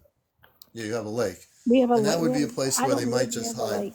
I don't live near the lake, but I'm a couple of miles from the lake, and it's a pretty big lake. Yeah. Well, they're going to check every area, including sensor devices in the lake, to see if they're hiding. Wherever the reptilians are in your area, they're going to be all captured and taken to a what they call a gathering area, where they're taking all these negative ETs and they're being interrogated and they're being sent off planet. Ooh, something just ran a finger up my back. Yeah. They're working on your energy right now. How do you feel? I feel fine. It was just kind of weird. It was kind of cold. Yeah. No, they're very beautiful men and women. Yeah. It gave me a tickle in my belly. A tickle in your belly, see? Mm-hmm. So they work in a very high frequency of Christ consciousness, and they're helping heal your body. They're working on clearing your consciousness from what happened with the reptilians. Somebody's touching my third eye. Yeah, they're gonna clear you. You're gonna be. It's like getting a massage. You're gonna be so clear from all the garbage that reptilian did that you're never gonna have a problem again. I guarantee you. That must have been why I've been feeling funky for the last few days. Yeah, I knew as soon as you told me what happened, I knew I had to go into action and help you. That's why I reached out to you, because the first time that it happened, I just thought, well, it was a dream, and it was just maybe a police car had driven by with their lights on. Because like I said, I'm on a college campus and, crazy stuff happened, but it kept happening every night. What the reptilian did, he tried to make you think it was an Earth-based thing, and that's how tricky they are. They make you think, oh, it's just a dream. Or I turned the TV, I left my TV on. That's how they abducted you. I actually was sitting up at one point because I thought I had left the TV on.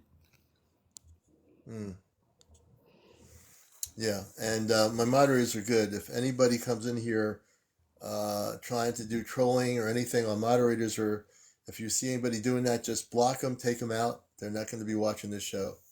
So we'll take you right out. Just to let any viewer know, if you're a new viewer and you think this is not happening, you're going to be out of this thing in 2 seconds. You'll never see it again. So make up your mind what you want to do. Just talking to our audience here. My moderators are great, so I appreciate them. So yeah, they're going to stay with you for the whole weekend. Okay. And you're never, ever going to have a problem with the reptilians again. I already feel a big difference. It's like it was lifted. How many rooms do you have? 3 bedroom, 2 bath, kitchen, den, laundry room, office, 2 garages. Okay. Wow, okay. I want the other commanders to check the garage area, to go through each room and do a clearing of energy, check for any devices that the reptilians might have put there that they're not seeing. If there were any devices they left there to keep track of her, take all those devices out of her house, check the whole grounds for anything, and gather anything up that was left there by the reptilians, and that is to be destroyed. Any reptilian devices are to be destroyed right now. That's how the commander works, folks. Not only am I a talk show host for spiritual UFO discussion, but I'm way more than any other talk show host on any network, on YouTube, anywhere. You'll never see anybody be able to... strange in a potted plant that I have. You saw something what? Strange in a potted plant that I have. At first, I thought it might have been like a dauber's net, dirt dauber. Do you know what I'm talking about? They build the wasps build their nest out of dirt and then attach. Yes. That's what I thought it was at first when I saw it. But then I got closer to it. I noticed it was not a dirt dauber's nest, and it was in my potted plant at my back door. Is it still there? It's still there. Okay. And I wonder what that might be. I don't know what it is, but I want the command command to take whatever that is in the potted plant. Please take it out. If it was put there by the reptilians, please take it out now, and also destroy it. Whatever it is, just destroy the thing. They'll be able to destroy it. Because I knew it wasn't a dirt dauber's nest when I saw it. It was a strange looking brown with holes looking thing. It was just crazy. Did it look like a device or something physically? What did it look in terms of, if you had to describe it, what would you say it is? Kind of like a distorted seashell. Like the long kind with the looks like a unicorn horn. Kind of looks like that, but broken. But that's not what it is. I mean, I'm not close enough to where you can get seashells, you know. Yeah, well, we'll have them take it. The command will know what to do with it, and it won't be in there anymore. It won't be in there anymore. I feel better and I feel safe. And this is, I started doing this a few months ago last year. I didn't do this ever, but I was given the ability by the command to do this. So I am now doing this for people that have had problems with negative ETs. And we don't play games. When I send a ship over somewhere, as you're seeing right now, we are going to capture the reptilian and the other reptilians, and they're going to be quarantined. Thank you so much. I really do appreciate it, because this not sleeping at night is really bumming me out. I want them to also check your TV set. I want the command to check her TV set and make sure there's nothing in there that the reptilians put in the sets that they can do what they do. Please do a clearing of the set, and they're going to check the set out right now just to make sure you no longer have any problems too. Okay. Thank you. I want to thank you. I want you to say these words. I always do this after we do this with the command. I'm a Christ-conscious being. Yes, I am a Christ-conscious being. I'm a Christ-conscious being. I am a Christ-conscious being. I am a Christ-conscious being. I'm empowered in cosmic light.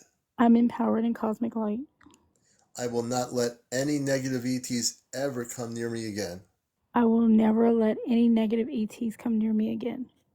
There you go. You're all set. Thank you so much. All right, Angie. Thank you for coming here. I'm glad I was able to help you. Y'all keep me in your thoughts and send love and light this way. And I want you to keep updated with me and let me know. I will check in with you probably Monday. Okay. All right. And the Ashtar Command people are going to stay with you through the end of the weekend, so you're in good hands. All right. Thank you. Many blessings to you. Thank you for coming too. up, Angie. Thanks. Bye-bye.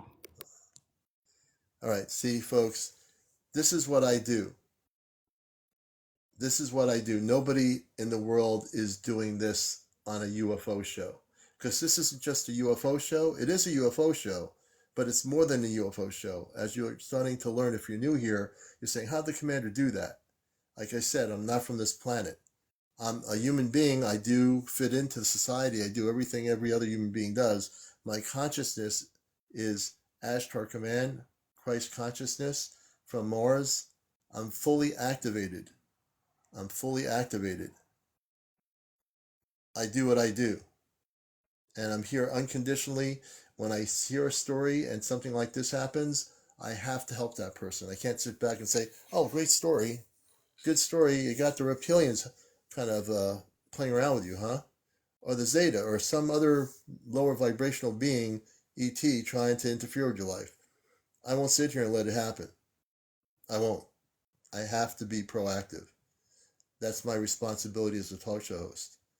That's my responsibility in being who I am. And no problem, Johnny. So, Angie, you're in good shape.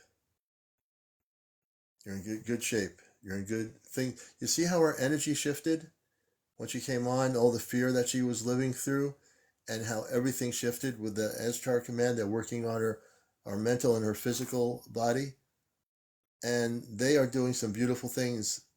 And the other commanders in her house are checking every aspect of every room, every area on her property, and the whole area, and Lake Charles itself.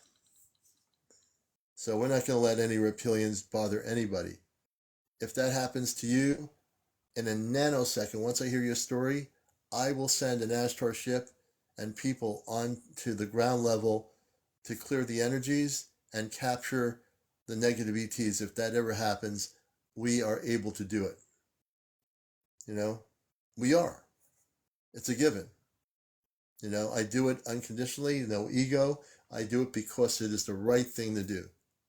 That's why I do it. That's incredibly the reason why I do it. All right. So this is Encounters. For those who are new to the show, you're seeing some interesting things here. And there's never a boring show on my show. Never. Amanda says, I've been flashed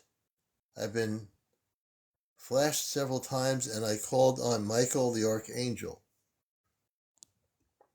I'm going to bring Amanda up. Amanda, so here's how it works. You have to be over 18, no kids on the screen, no smoking, no vaping, no drugs, no drinking, no paranormal discussion whatsoever. And our focus is on positive encounters with strange people. You could have had the abduction experience. I almost can't get the words out there for a minute. Crop circles, mer people, fairies, Bigfoot. We talk about all that stuff, but we don't get into any paranormal stuff on the show, just to let you know. So Amanda, I think you need some assistance here. Amanda, can you set your setting, which is on private? Can you come back in, go back out, reset your setting to public? And I'd like to be able to help you, Amanda. No problem, Greta. Moonglow, thank you for the gift.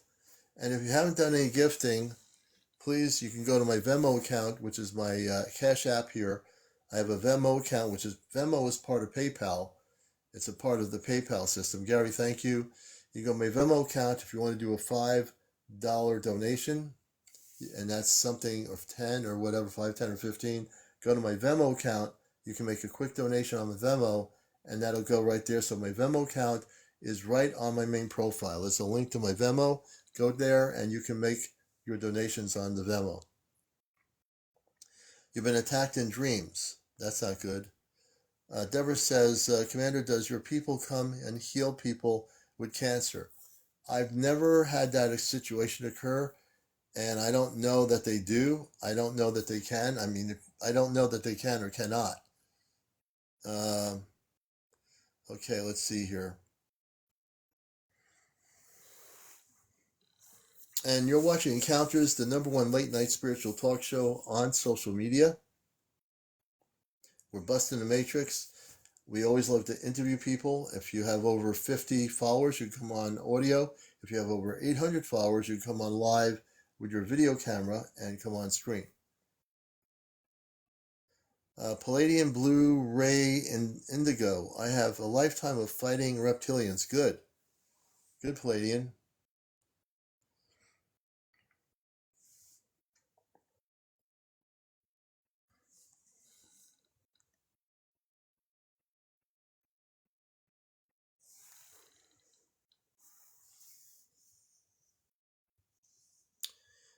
Hey, welcome, Kristen, and all the people coming in here. Good to see you all.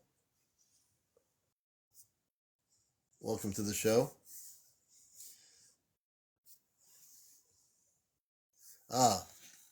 Wait a minute. I also got to bring up Pleiadian Blueray Indigo. I think I need to help you a little bit too. My name is Robert Lawrence. When I was small kid, I believe I was visited by many times. Okay, Robert Lawrence, don't go anywhere. I see about 3 people I need to. I see about 3 people here I need to interview.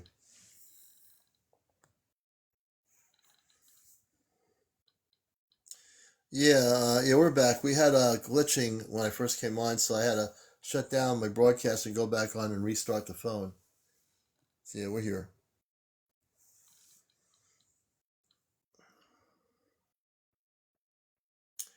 And if you wish to be a guest on the show, just press the multi-guest option.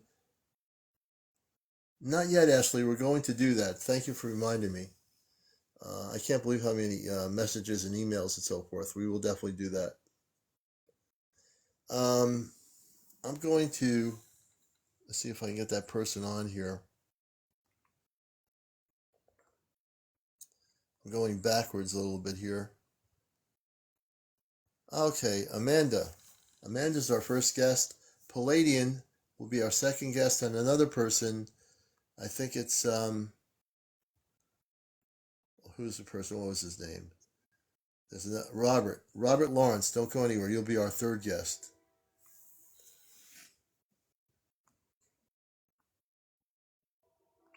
And Amanda, if you accept my guest request, I'll bring you up here.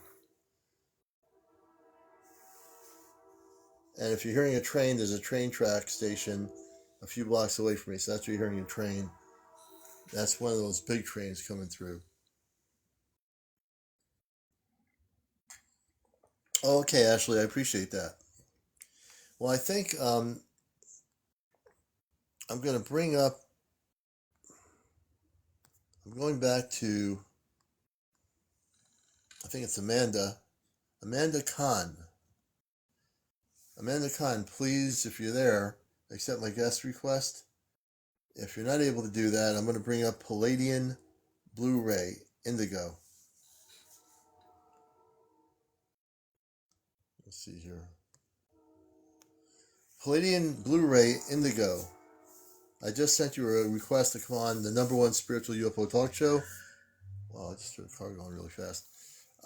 So if you would like to come on, I'll help you out for sure. And if that person doesn't come up, I'm going to see if Lawrence comes up here. Let's see. Robert Lawrence. Okay, it looks like we have Pleiadian Blueray and Indigo on the #1 UFO spiritual talk show. Welcome to the show. Hello, how are you doing?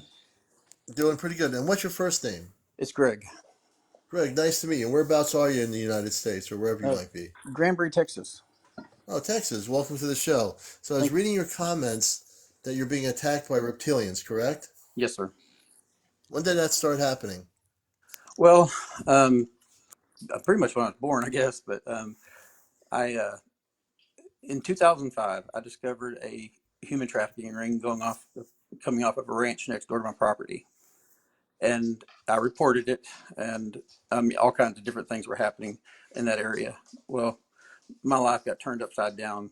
I mean, it was like somebody turned a switch, and everything was perfectly normal in my life. I could do anything and never, I could fall in a pile of dog do and come out smelling like roses. And then all of a sudden, my business was blacklisted. I mean, my house got burned down. Um, four different attempts on my life. All of them were work related accidents. One of them should have killed me. I don't know how I didn't get killed. Um, then the last one, they did something to my airplane. I had to make emergency landing, and all of them were connected to the three-letter agency starting with a C. And anyways, I didn't know anything about reptilians back then. But through all of this, um, well, I didn't know how corrupt our government was back then either. I had no idea it was like that. But I've been through so much. I can't even begin to tell you. I've been through So two. how did the reptilians start connecting with you? Well, I didn't know what it was for the longest time until the last girl that I dated. She was from Lima, Peru, and a very pretty girl, and seemed normal. Everything seemed normal about her, but um, after we broke up, I realized she was a narcissist. So I started researching more into narcissists. And I just really discovered my spirituality about that time. And so I was listening to a psychic, and she was talking about a lot of times narcissists have draconian souls. And so I was like, oh, that makes sense. So I started going through her pictures and stuff just out of curiosity, and I found three of them. I think she had reptilian eyes. And I was like, whoa. And I talked to her about reptilians, and she said that she knew about them. And if you know anything about Lima, Peru, Cusco, Peru, they have that statue of um, their Oh yeah. god, whatever it was. I forget his name. But anyways, it's really prominent in that area. But also, it was only one eye that has a slit in it. The other one it's like a pupil inside of a pupil, and it blinks independently. Kind of creepy looking. And because she sent a video to me when we first started talking, so I slowed it down, I zoomed in, and I was like, whoa. When I asked her about it, we already broke up and everything, but when I asked her about it, she totally wouldn't talk to me about it at all. Her family wouldn't talk about it, her friends wouldn't talk about it. Really? But she knew about it because she would keep, when we talk on video, she would keep one side of her face out of the video. And it was kind of annoying because she's a beautiful girl. And I was like, Veronica, why do you do that? And anyways, but there's so many different things. If you Google her username, her Instagram username, all kinds of things comes up about reptilians. So basically, Yeah. she's those sites, or somehow just weird stuff. Do you think that maybe she is not that, but that she just has a lot of knowledge about it?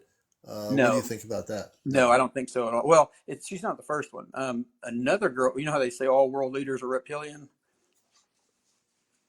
Have you heard Right. I mean, so when I think of the word reptilian, ones that the reptilians in their true form, like my last guest, had scaly things on their head. Right, My guest Angie, who I brought the Ashtar Command to. right, So they physically are there working with her right now for the whole weekend. right. So in your situation, I get the feeling with just the little bit that I do know, and I pick up things. I read energy that you're having actual reptilians that are actually interacting with you. Correct? Well, either that, or they're either shapeshifters, or they're possessed. I know that the reptilians can control people, um, you know, or like empty vessels don't have a soul, or whatever it is. Well, another thing, the first memory I have of my mother is her. Well, I was about 2 or 3 years old, and she looked like a Mm-hmm. green faced witch. And Mm-hmm.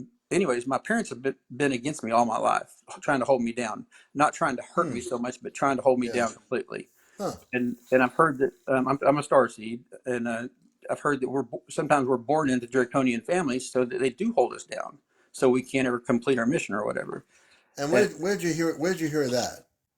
just on different sites, different. Yeah, let me explain something. The best thing people can do is look at no sites, no websites, because those are written by other people with other people putting their fear-based information in there. So the one thing I teach people in my workshops even is to operate in the center of Christ consciousness. Don't worry about what other people say there, because those people are just throwing things on the internet and other people are reading them. So I would like to help you because I have a feeling that's why I was reading your story.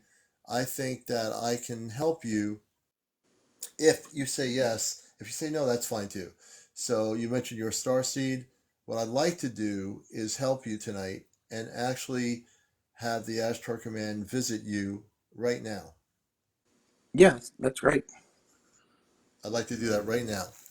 I've been doing more of this on my show the last few weeks than I've ever done since last year. I can't believe how many times I'm going into this mode of helping people, and I'm like, I got to do it because when I hear a story, I can't just ignore it.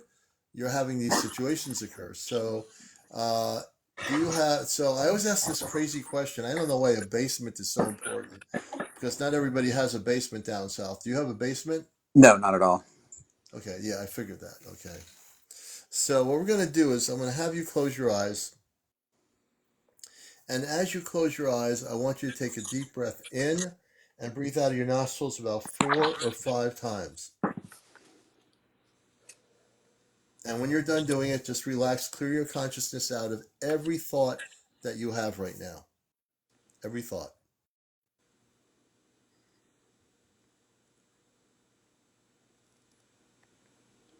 And Amanda, you're going to be our next guest, Amanda. We're going to have you up next. Okay. I want to know how you feel at the moment. That's Excuse so me. good. Okay. What we're going to do now is send a spaceship over your location in Texas, about 20,000 feet cloaked above your location. Thank you, Jackie. And what we're going to do now is send 10 of our space medical people and others from our ship down to the ground level of your house.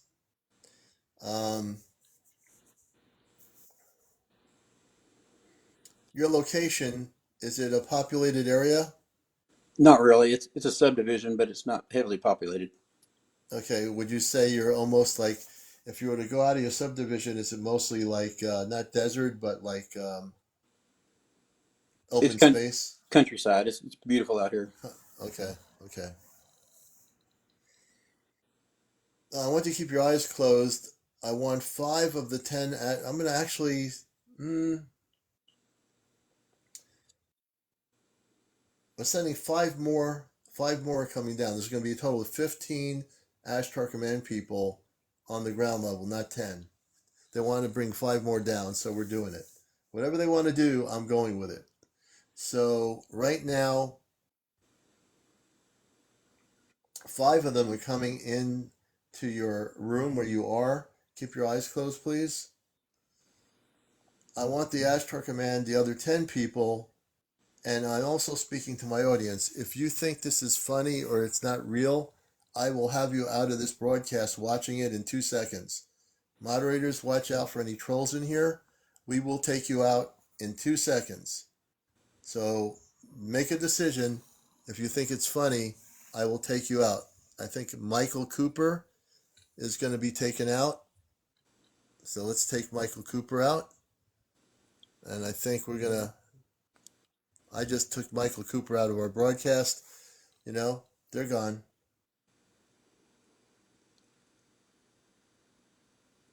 No problem. Being the host of the show, I can take anybody out on this show that I think is going to be disrespectful or doing stuff. I take them right out.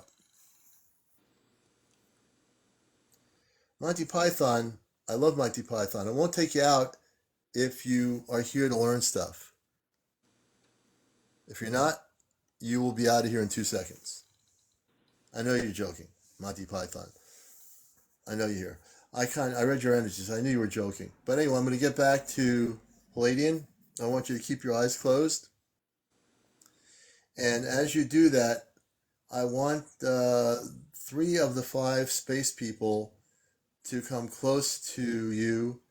And for some reason, it seems like the main thing is because of what's happened, they have to work on the neck area, something with the human neck area.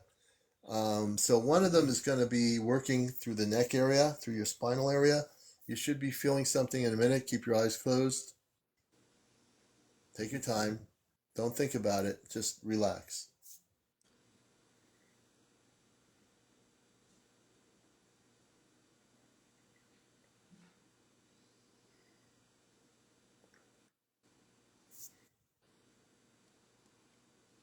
And they're going to be working on the neck area. So when you feel something, let me know. It can feel any which way it does. For everybody, it's different.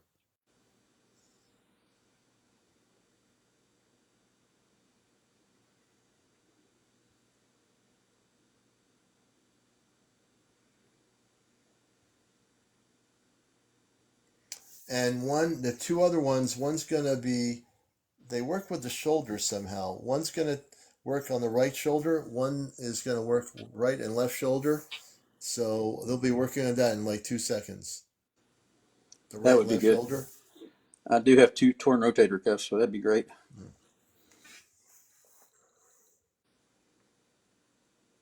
So when you feel some sort of energy between your right shoulder and left shoulder, let me know. I feel a little more relaxed. Yeah. They're working on your whole energy, the etheric body and the physical body. They're working on your consciousness too. The other commanders are working on making sure you have no more negative ET stuff happening on your perimeters of your property, and they're putting a shield around your body. So what that'll be is a permanent shield that's invisible. You'll be protected no matter what you do the rest of your life. That shield will protect you, and the negative ETs that are trying to do stuff to you, or even the government people, won't be able to touch you anymore. That would be great. Yeah. So I want the 3 of the 5 space people from the command to let him know you're there. Let him know that you're there. Somehow, can you let him know that you're there on a more physical level? I mean, you don't have to they can become physically visual, but they're not doing that. Let him know that you're there. So one of them is going to touch you on the forehead. The forehead.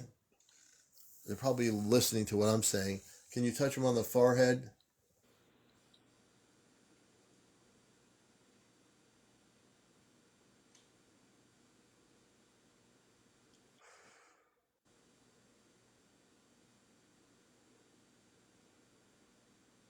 And Amanda's going to be our next guest. Amanda, we're going to have you on next, and we're going to help you out.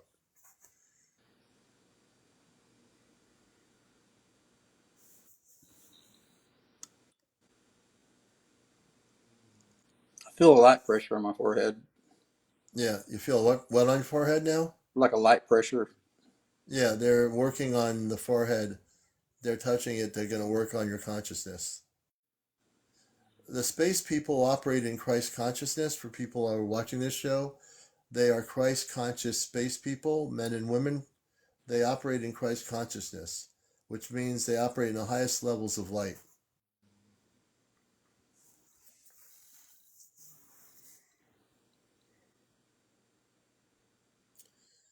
And we are going to have them stay with you as well.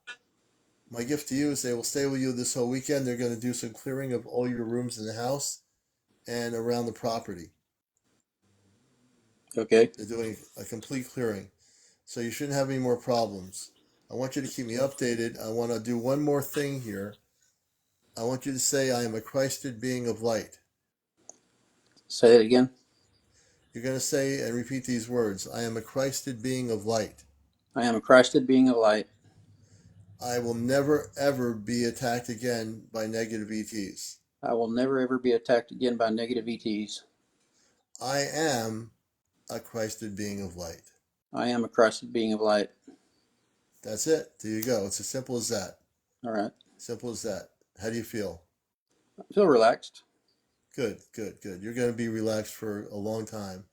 And you will never have to have problems occur like you explained earlier in the show. You're going to be empowered in so many ways that you will be never, ever attacked by negative ETs again. Never. That would be great. All right. And you will be that person that you are, that person that will stop as a starseed, as a light worker, as a person that is centered in your light. They will never, ever attack you again. That would be wonderful.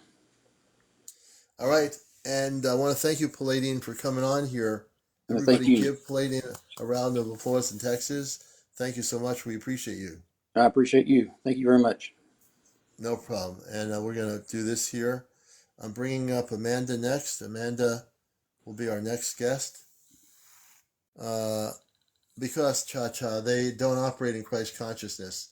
The reptilians and the Zeta, for over 70 years, have done things to abduct humans and attack them, and they're not really nice people, so to speak, or beings. And let me see, Amanda. Where's Amanda Khan? Amanda Khan's our next guest. You're welcome, Cha-Cha. Amanda Khan's our next guest.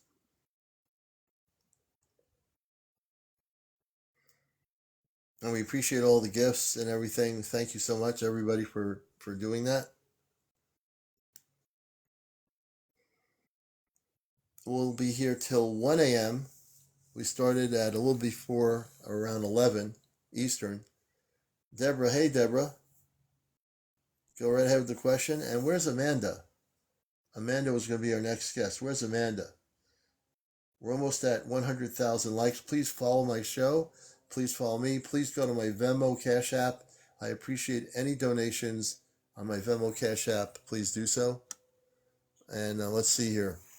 Mixmaster says, why do you think Dwight signed a contract with the Zeta? He actually did it, I think, because he wanted the technology. He allowed them to do what they did in order to get reverse technology from the lower vibrational ETs. Lavosia, welcome. Let me see here. Where is the Amanda? Is Amanda still here with us? Oh, here she is.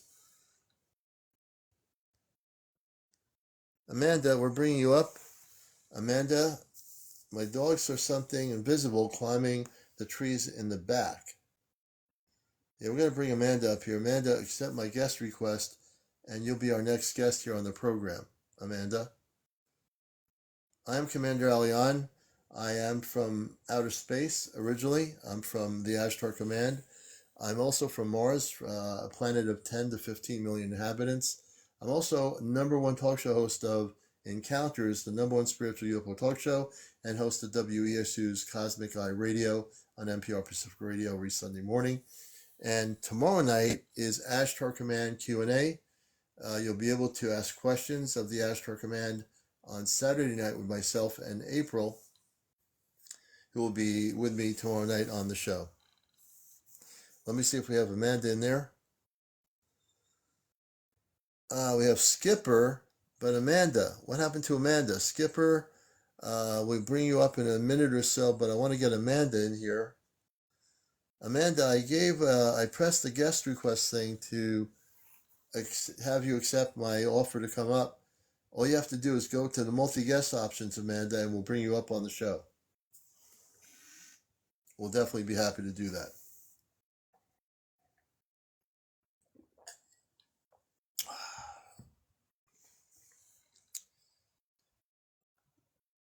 Is Amanda still with us?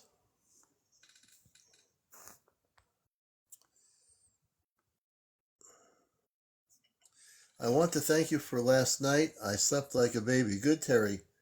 I was glad to help you out. It was great having you on the show. And like I said, when we do cleaning house of the negative ETs, we do cleaning house.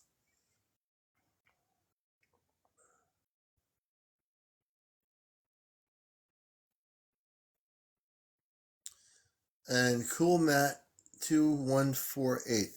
David Velasky, is it? Could you please send them my way? Let's see, Ashtar. It's actually Mighty Python. It's Ashtar, ASHTAR. So it's actually called Ashtar Command. Thank you for the question. True says, hey, True.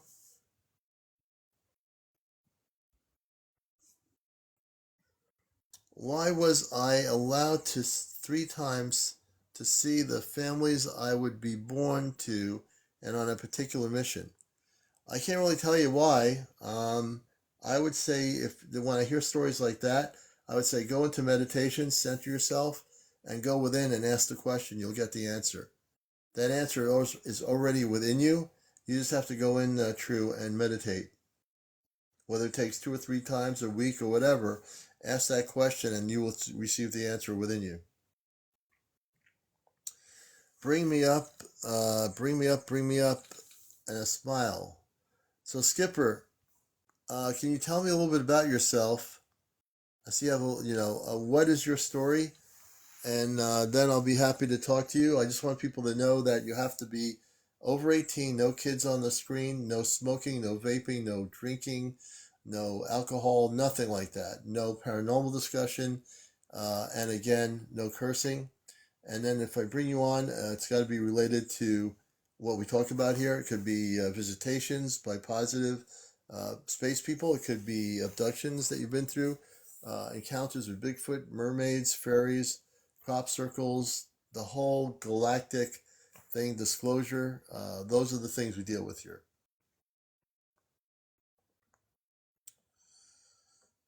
I accept, and it wouldn't let me join. I'm going to press the guest thing here. Just press it. You're going to see it pop up on your screen, Amanda. When you see it, just press the accept there. Press it, and it will bring you on here. You'll be able to go live. If you're having trouble with it, I don't know why, but it says I'm able to bring you on the show.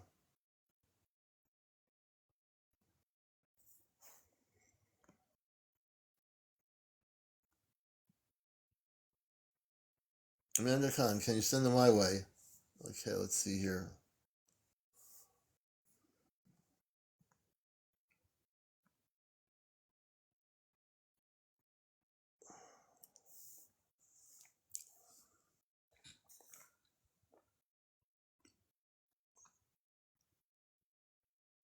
Oh, she's having trouble? Okay. I saw her comment below, Red Jen. Thank you. I have a love for ETs. Okay. We're going to bring Skipper up. And then we're going to try to get Amanda up here. She's having some technical problems getting on my show. Skipper, welcome to the #1 show here, Encounters. Hello. Hello, how you doing, Skipper? I'm good. How are you? Good. And what's your first name? Well, my real name's Hannah, but Hey, Hannah. Nice to talk to you. nice to talk to you. So whereabouts on the planet are you right now? Currently I'm in Seattle, Washington. Oh, yeah. Seattle, Washington. You're from Pasadena originally, it says here. Yes. Okay, and tell us a little bit about your background and your experience with this whole subject. No, nothing too impressive. I had a therapist named Dale Stewart who worked at NASA, and I kind of sacrificed my mental health because I was more enamored with her and her past, and I sort of asked her a lot of questions about well, as much as I could, and she was willing, but she was kind of spooky. She was like a spooky person, and but no, nothing professional, just really enamored with space, and my parents weren't, and just kind of never got to connect with anybody about it, really. Oh, you found the right place. This show is going to be, you'll be addicted to this show for a good reason, because it is a good show to be addicted to.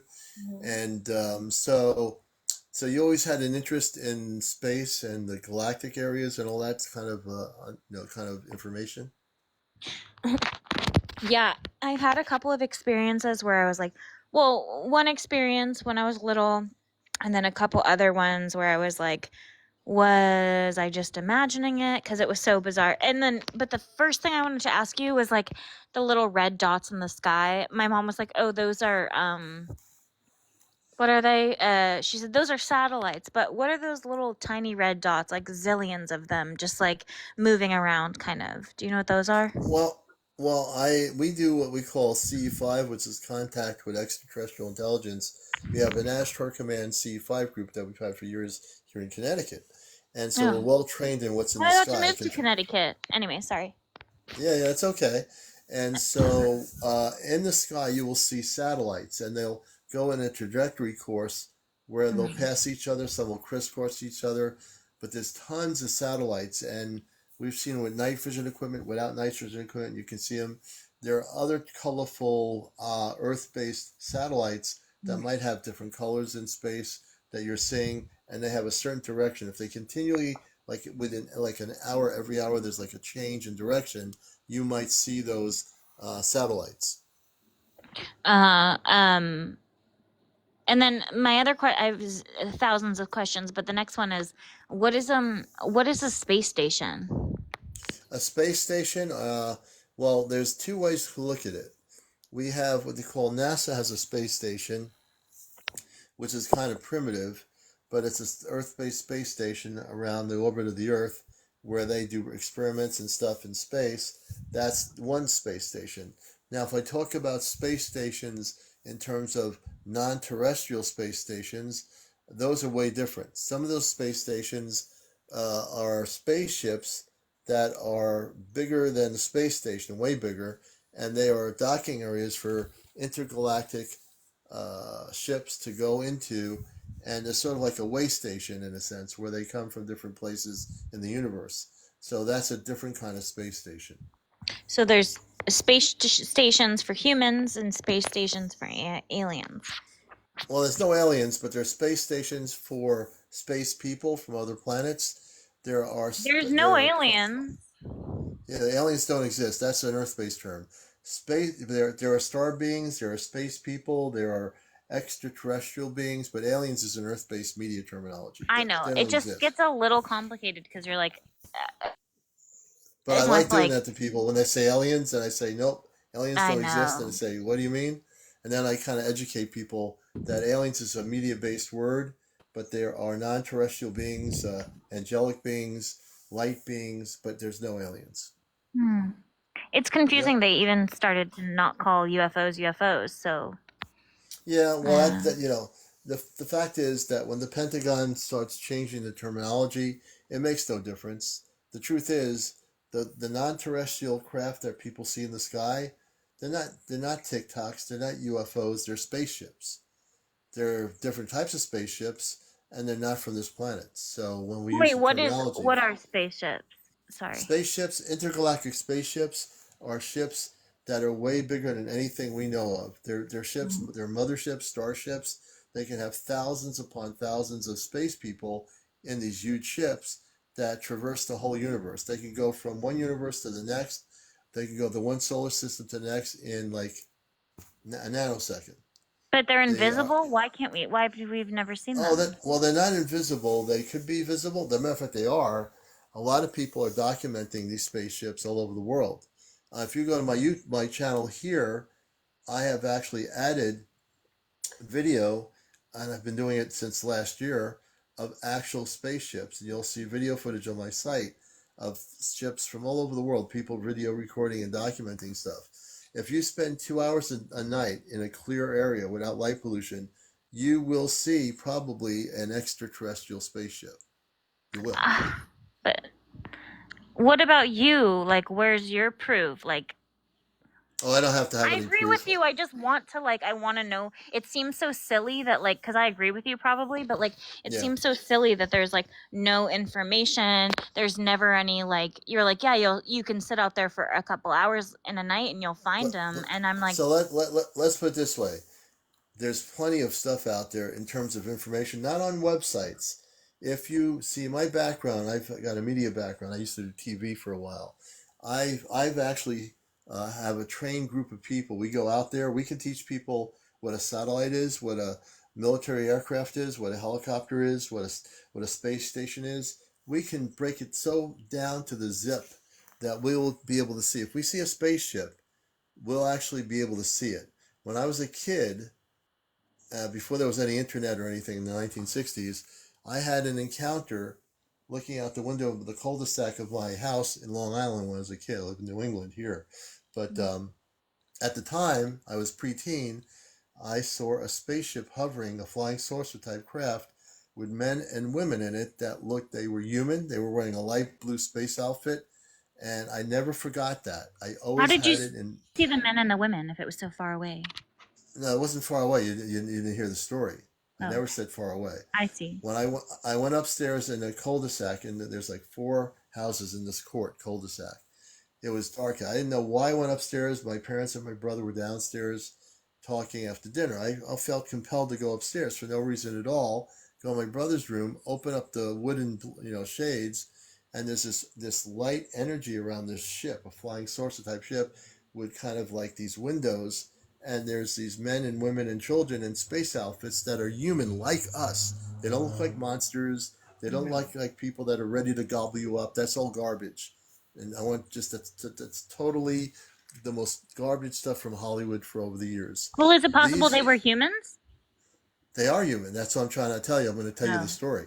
They are not only human, they also were telepathic. So when I was looking at them through the window, and that ship was hovering right at almost ground level, right in front of my house in a cul-de-sac, not all the way up in the sky, right there at eye level. And when I looked at them, they were saying that I wasn't from this planet. They were telepathically communicating. I heard it with my consciousness. And then I went downstairs to try to get my brother and everybody to come up. And they said, oh, yeah, we'll come up. Never did they come up. And one of the things over the years I learned about that was it wasn't for them to see. It was for me to have the experience. You will eventually have your own experience. There's plenty of good footage out there. There's a lot of garbage out there too on the internet, but there's a lot of decent footage that's real that people are documenting wherever they live around the world. People are documenting plasma ships, all kinds of different non-terrestrial spaceships. It's happening all over the world So what right happened? now. They were possessed. Your sisters and No, brothers were no, possessed. no. I never used the word. Downstairs. I never said they weren't possessed. I never used that word. Where'd you get that from? My goodness, I'm not fighting with you. I'm just trying to get a clear conception because you said that it was for me to see. So what Right. happened? Well, what happened was they just basically didn't come upstairs, and that's just what it was. It wasn't for them to see. They just went about doing their thing. I didn't care. I went back upstairs. I felt so much love coming from the people on the ship, and they said, "You're not from here. You're from space." And as I grew up, as I got older, I always had sightings. I seen bell-shaped spaceships. I remember one time I was playing baseball at school. I was in the outer part of the field, and then I was in Port Washington, Long Island. I was going to the school, and it was a cloudy day, and I remember every single sighting I've ever had. I'm like a photographic memory. And when I saw this thing, it was a bell-shaped spaceship going east, and Okay, your somebody. fucking shitty followers are saying I should go, so I'm gonna go. Oop, well, there you go. Yeah,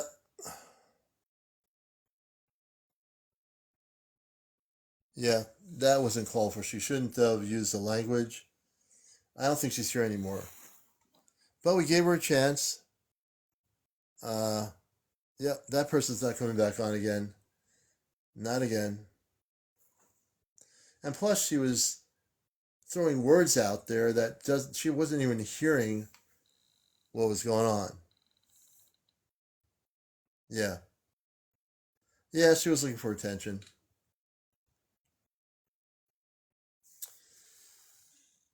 Every once in a while, every once in a while, let's see here. No, I think she was, yeah, hey, James. No, I think part of her maybe wanted some knowledge, but I think she was going about it the wrong way. Commander, I have abilities, and I am telling you, I can tell who is genuine and who is not, and she is. She might be genuine, but there's a maturity level I think that needs to happen here, and it is my settings. So I think the maturity level was not there. Anyway, let's get past that person. They're not here anymore. If they were mature enough, they would have not abruptly cursed and gone off the thing. You know, uh, so they'll have to just look at themselves in the mirror and figure it out. You know what I mean? We move on, we go on, and forget her. That's it. Yeah, very immature. You're right. Let's move on. She ran away. She did. She actually did run away. So let's move on. So I'm going to try to get. Let me see who it is.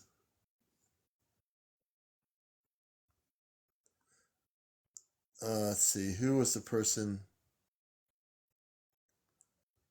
Amanda. We're going to try to get Amanda back on. Amanda, I should be able to get her on. I'm pressing the guest button here. Amanda, if you see something pop up on your screen in your TikTok, press the accept button. Unless there's something on your settings that's not letting you do it. Or Amanda, if you see the guest option, Amanda, you see the little guest option, multi-guest option, press that and press the guest option. We'll get you on the show here. And I want to thank everybody. We're over 107,000. And since tonight earlier, we've had 7,100 people watch the show. 7,100 people since before 11 o'clock have been watching the show. And I'm going to bring James up on Encounters. Welcome, everybody. Yeah, she has plenty of followers. James, good evening or good morning. Hi, yes, I'm new around here. I know you are. Are you trying to tell me that ETs from another planet are coming to Earth and having interactions with the man in the cul-de-sac? That's right, Mr. James. How are you doing, brother? You know, I love the people that are just that don't really believe in the ETs. Yeah, Or I knew that there was. I always give people a chance, but my inner instincts tell me, watch out. No big deal. Are y'all trying to tell me that the government is trying to hide secret contacts with the UFO phenomena? Yeah, So you've been having some extraordinary experiences in your life, and James, I know James for a long time, and he's had a lot of transformations. He had encounters, and his whole life has been turned around. It's pretty amazing when people have actual encounters, how that changes a human experience from being just an earth-based person to something other than just being who we are. And it changes your life forever when you have those encounters. It changed me in every way, Commander. I am a better man. I am a Yes, you better are. person because of it. Yeah, you are. You really are. And That's for sure. you know, and I also find that, and you've seen it on my show. I've been activated since sometime last year. I'm able to send spaceships to help people that have been abducted. I never did that before initially when I first came on here, but I'm able to do it. And everybody has, what's the word? There's a certain terminology, a story to tell. When they come back, they'll say, if you don't believe the commander did this, I have more than one person that can tell people on my show that the commander sent the space people there. Well, now I And gotta interview Commander. I gotta interview you. I gotta ask you a question.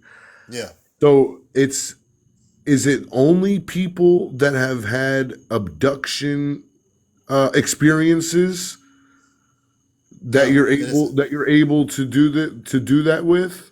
Nope. Actually, it's been interesting. It's been not just abduction experiences, but people that want some help with, and all my shows are recorded on YouTube, onto the YouTube channel, that have actually had positive experiences that wanted some help from the Astro Command to help them remember how to get together with their actual biological cosmic family. So it's been on both ends. I've had a Okay, few, so it's not just yep. people with abduction stuff. No, It's it all goes across the on both board. ends, all across the board. Yeah, I'm finding it is from my That's good. experiences, totally all across the board. It's been very interesting. It isn't one thing. It depends who I'm interviewing, and I've had one person had a really positive thing, and the command helped them in a very positive way with whatever it is. I don't remember right now, but I've done a few that are not abductions, completely the opposite. So it's a good So question. let me ask you, because we're all about our spiritual growth. What for you was the factor that changed in your life, that you think that they gave it? Do you think that they bestowed that ability on you, or did you already have it and you just kind of unlocked it? Share that with us. Yeah, I think I unlocked it. I think, like when I told my story about coming to Earth from Mars and also working with the command on the ships, I think I had that in me in terms of when I was a kid. But then I'm just a regular kid growing up as a teenager like you were. As I grew up, I started having all these sightings, but I didn't know things about abilities of like knowing my own abilities. And I think through that experience, I did actually, at some point, uh, have those abilities, but I never knew I can use those abilities. I had no place to use them. I didn't. There wasn't any like forum where I can say, "Oh, this person has a problem. Let me help that person." Not even in my workshops. Well, yeah, my workshops, I took people off planet to the Golden Ship of Light, which was training people how to go to this ship that really does exist, as big as the Earth. But other than what you're saying, I think it was when I came on TikTok that that ability was activated at some point last year. I don't know exactly when it happened, but as soon as I heard people had problems, uh, I was helping them, and I'm saying, wait, there's something about this happening here, and I'm Well, actually, I remember there was a time where I remember we were doing a show and we had the guy with the reptilians in the house. And remember yeah, you sent the yeah, ship over there, but that was probably a year ago. yeah, a year ago. And So a matter of you fact, were and that so was Mercury Man in Vermont in Plainfield, where my college was. I actually sent two ships there. I remember the story. We sent a whole bunch of Ashtar people in the caves underneath his house in the woods, and they took all the reptilians out, and he confirmed that they were not there ever again after that happened. right. Well, I think it's important, and the reason I brought it up, Commander, is everybody's going through their journeys, right? And here Yeah, you are, you're a beacon of light. You're the one that we see as that Christ consciousness, busting the matrix guy, right? So right. for even you at your ripe, great age on Earth, you're still unlocking gifts. You're still growing. So it's inspiring Yeah, for everybody else to know that, hey guys, all in our own time here, because here's Commander who, we would think, hey, Commander's got all of the abilities, and he's far from still it. unlocking stuff. Yeah, no, I'm still learning stuff, and that's the thing. If you think people out there, oh, the commander's got the whole thing going, I'm still learning as much as you are. You know, granted, I do have things. I get downloads all the time. We all do get downloads. It's just a matter of if we get activated downloads. So for me, I'm humble in every gift that I have that I'm getting.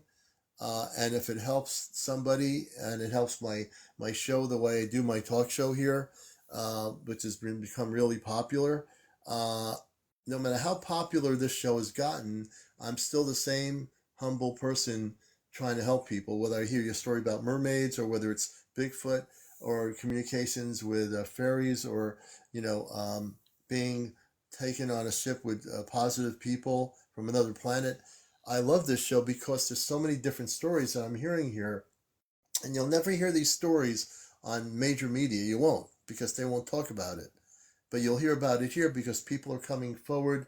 They trust me, and they know that I'm going to treat them with respect, and they can tell their story, and I can help. In some cases, I will just hear a story about a spaceship sighting, or they're seeing multiple UFOs last night. That's something interesting always. But then there's disclosure stuff we talk about here. That's another thing. And then there's the people that are having beautiful experiences. So we hear it all here. We hear it all on the show. We don't deny that anything, all the ET related subject matter can be different for each person. And so when we hear all the stories, that's how we're able to understand people's experiences. And I think on this show, other people say, well, that person came on his show and was able to come out of the closet about their experiences being positive or negative. They were willing to come and talk about it. And I think that's the beauty of what we do here, is that we will let people share. Now, that can be laughed at. We're not going to hit them over the head, because I take everything I do here seriously in my work as being in media, but also because I'm a contactee, I have that knowledge that a non-contactee host of a UFO show would not be able to relate to. Commander, what this lady in the chat, Amanda Khan, is she having I've been trying. contact right Yeah, now? she is. So yeah, I'm trying to get her on here, but she's having problems going live with me. Oh man, she said I really like. there's something out in her backyard blinking at her. Yeah, so I want to get her on. I don't know how to do it except to press the guest request button here. And Amanda, I'm sending it again. Amanda, check your phone. Amanda, I want you to go back out of the live, and I want you to come back in on your phone or your TikTok. Come back in, and we'll see if we can get you on here. It could be a glitch. Yeah, turn it off, turn it back on. Turn your TikTok off and come back in, and we'll see if we can get. I want to get Amanda on here and see if we can do that. Hey, Commander, remember that guy that went live a few months ago with the ET in the alleyway and all the officers? Oh, yeah, that was crazy. That whole thing was crazy. I remember. He's since been missing. Really? Since that happened, yeah. That's really weird. So I really think, he said he was going to go live until he couldn't go live anymore. And I think he went live for like 4 or 5 days straight. Mm-hmm. And then he had those people outside his front door, and that was the last we heard of him. Yep. Well, that's all kinds of weird stuff goes on, This is the kind of stuff you won't know about from places where people cannot speak. And so we get all kinds of people on here, for the most part, sharing their stories. And we never know what's going to happen to them after they've been here. For the most part, people are always able to come back. But this person did have some strange experiences, which is kind of weird. Well, I don't think that person was operating in Christ consciousness. I think he was he saw something he wasn't supposed to see. Yeah, he was operating in some other consciousness, which wasn't totally. And if he was operating in Christ consciousness, he would never have been in that situation. Right. You wouldn't put yourself Absolutely. in that situation, I hope this lady can get in contact. Yeah, I want to get her on here because I find her story fascinating, and I think the audience here would find it fascinating to hear her story. So I think she said she's going to go out of the TikTok, come back in the TikTok, and then we're going to try to get her on. Sometimes it's only a glitch. Like when I first got on here earlier tonight, I was lagging. I went right out of my TikTok, restarted my phone, and I didn't have any problems. Yeah, she should take a video of the blinking lights. I'd like to see those. So at least she can document what is happening. Really that's the biggest thing. If you can't go live, at least get a videotape for us. And she has a story to tell too, because I've been looking at her comments since she came on here. I know she wants to speak about it, and I'm trying to see if it was a glitch on her phone. So we'll see what happens here. You're watching Encounters. Here we have 108,000 likes, 0.2, and at this moment I can track. We've had 7,800 people since about 11 o'clock watch the show. That's a lot of folks. So I can track what's happening. Let's get it up to 20,000 tonight, Commander. 20,000. Yeah, we'd like to do that. And we welcome all the new people. If you're new to the show, welcome. Tomorrow night is Ashtar Command Q&A with April, myself, and actually our space people on the ship watch the show every night. Even though you say, how is that possible? I've learned a lot for the last few months. They have monitors on the ship. They can monitor the show from the spaceship, and they're able to watch the program. Tomorrow night, we will have Q&A. It's a special Astro Command Saturday night. And also our space families will be on April 2nd phone, able to communicate with us if they need to, and they'll be able to interact with us that way. Hey, Karen, good to see you, Karen Pratt. Welcome. Karen, do you think they are blocking her? I don't know who they would be. I don't think she's being blocked. Maybe she is, but I would not know how that would be happening when I was able to get her on guest requests. So we'll see if Amanda, if you're in here, let me know. Amanda doesn't have any videos or anything. It might be another. I mean, it says con. It might be a con artist. Wait a minute. Amanda's able to come in here. We're going to get okay. Let's see it. Prove us. This is not Amanda. This is Deborah. We're going to bring Deborah on here. Deborah is a good friend of the show, and hopefully we're going to get Amanda on here in a little bit. Hey, Deborah. Good to see you. Hey, okay, Ashtar just told me to tell you, you can, because Amanda's having problems, and I guess it's kind of like an emergency right now, So I'm shaking. You can hear it in my voice. He's saying to do what you do, like when people are on live, and and her to listen and do your instructions, and they will be able to come to her. Okay. Well, I kind of Oh, figured so that. Commander, you know exactly what you got to do. No, if Amanda comes back in here, I will certainly do that. No, she can't. So what Deborah is saying is you got to do your Christ the consciousness prayer for her. Right. But I mean, in Yeah. terms of coming, I know she can't come on live, but I'm saying physically just watching the show. Oh, she's not on? No, she's not on right now. Oh, I know okay. she needs Because, help. She has to be in the room with me for me to do this. It's yeah. possible wherever she is, I can help her if she's not here, but I've never done it that way before. I tend to want to have at least the She's in the physical chat person. right now, I think. She She is is. in the Is she? chat. Where is she? Let's see here. Yeah, he said as long as she's watching you and she does your instructions, even Oh, though yeah. she's not on, like, with you talking, they can get to her. She says you can send them my way. You can or I can't. Let me see here. She's back on. Let's see, Amanda. We're gonna try getting on here. You came back in, and I will actually do this. It's like I've never done it this way before, so I always like to have the person somehow on the screen, even if I don't see their face. This is going to be interesting. Let me see here.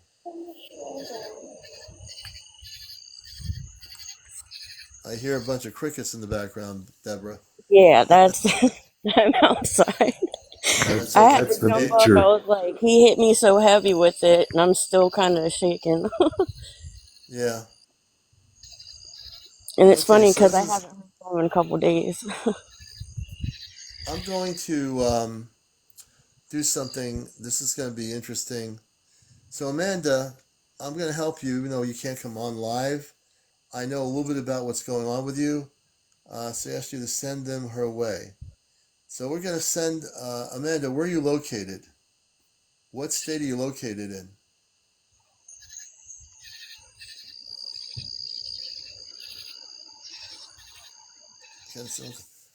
So Amanda, what state are you located in? Uh, and true, if you have a video you want to send me the review, send it to CmdRAleon at AOL.com. Who am I bringing on now? I didn't even bring somebody on here. What's going on? Oh, Wow. Terry. Hey, Terry. How'd that Hey, happen? hey, how you doing? Good. How are you? Doing a lot better, thank you. Oh, good. It's really weird how you just popped in the screen. I didn't even do anything. But that's what Okay, Yeah, happens on this show. Commander, It's Yeah, you got. Friday I've been night, wanting to grab Commander. this from you. Say again, Terry. It popped up and said you accepted me. You wanted me to join. Yeah, I didn't do anything. You're welcome to be here. I didn't even do anything. I must have done it. I'm sorry. I mean, Oh, I didn't don't be touch sorry. You're nothing. good. You're a good person. Don't be sorry. You I'm know. gonna hop off here, Commander, and let you do your thing, Okay. okay? Okay, Deborah. Nice talking to you. Take care. You too. All right. So, yeah. I Oh yeah, mean, you gotta take me Commander, out. let me do this here. Let me get Deborah here. Hold a minute. Thank you. Okay, Deborah. Thanks for coming up here. Terry, you're Amanda welcome is here. in the capital of Nevada. Oh, she's in the capital. Okay. She's in So Nevada. Amanda, Nevada. Okay, so Amanda, we're going to help you remotely here. And this is going to be interesting because I like to talk to people, but I am talking to you even though you're not physically live. So I want you to close your eyes, Amanda. I want you to take 4 deep breaths.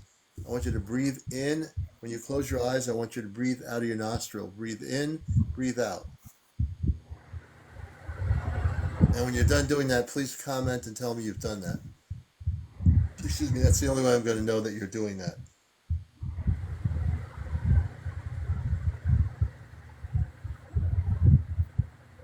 So, folks watching the show, it's the first time I've done it this way. Normally, I would have the person on the screen with me just by audio or even visually. Thank you for the gift.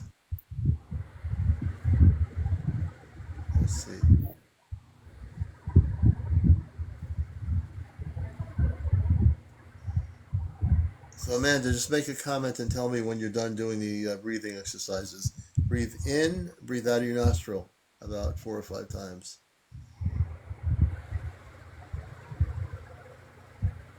She's in Vegas. Okay.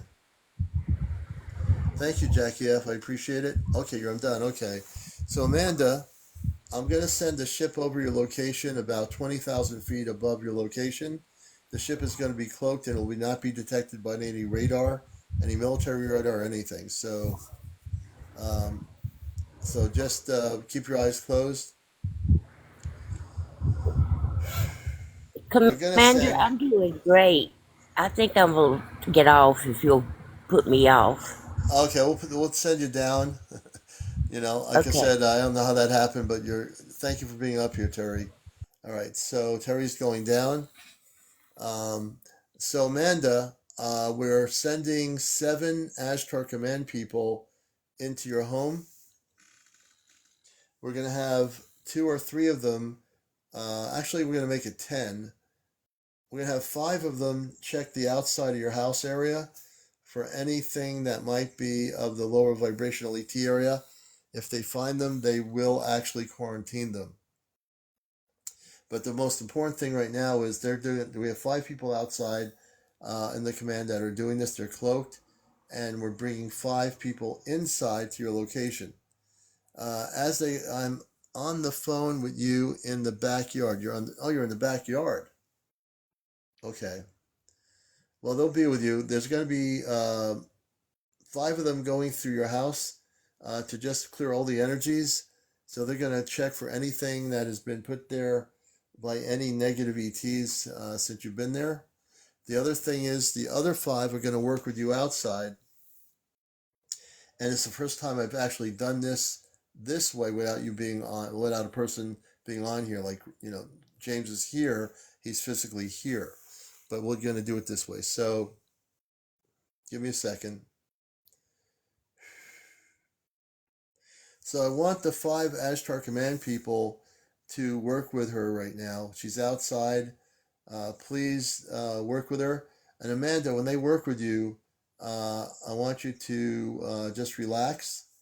They're going to work with your etheric body, your physical body, and your consciousness. So please let her know that you're there. The Ashtar people that are with her outside, please let her know that you're there. You might want to touch her forehead to let her know you're there, and also the right and left shoulder.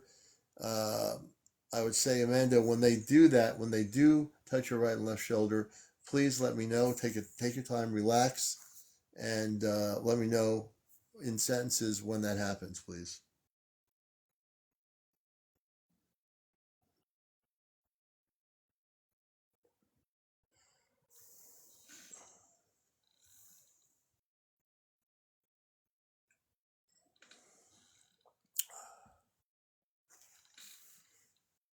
And we're just going to wait till we hear from her in sentences, so it's a little bit different.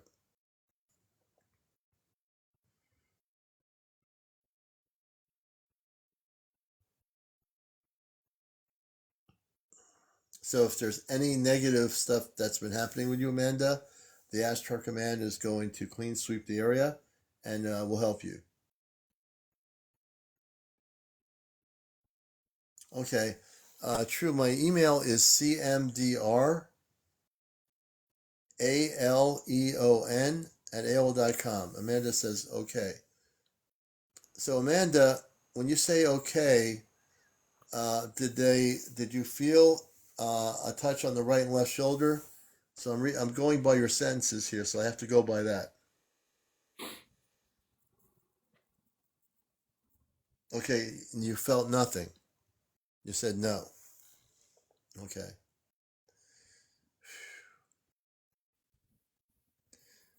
I want the 5 of the Ashtar Command people to work with her. Somehow let her know that you're there.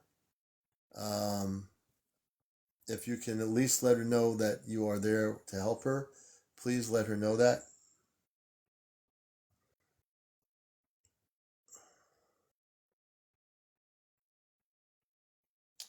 Yeah, she might need to be inside. Most all the people I work with are inside, sitting in a room or something. Commander, if she's having if these are like reptilians or something like that, um could their energy be blocking it if she's outside closer to them? It could be possible.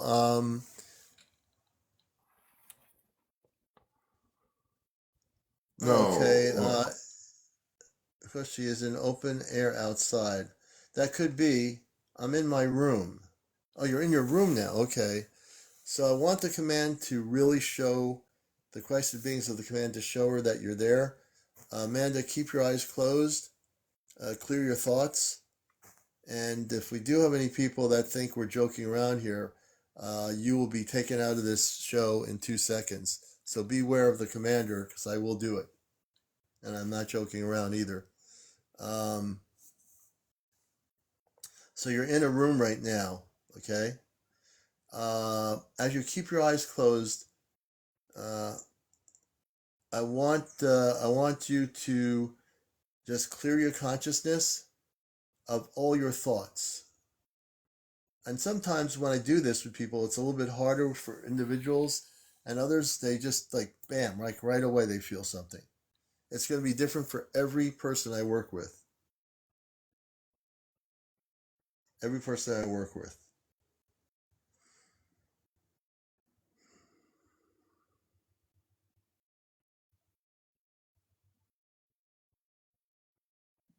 And as you sit there in the room, can the woman space being touch Amanda's back neck?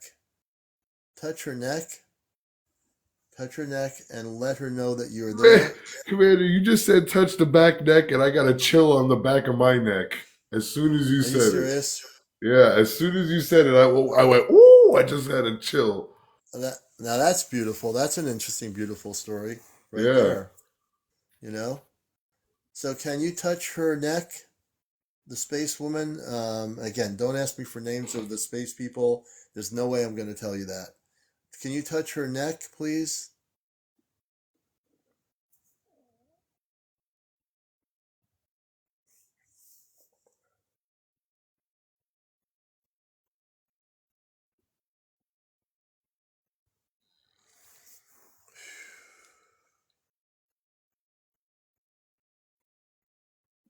And it could be, again, each individual is different. 90% of the time, every time I do this with the ships and everybody, it always is something people feel, they experience. And again, it could be that it's just that she's not feeling it. It's just that for whatever reason, there could be a blockage that's been set up. I don't know.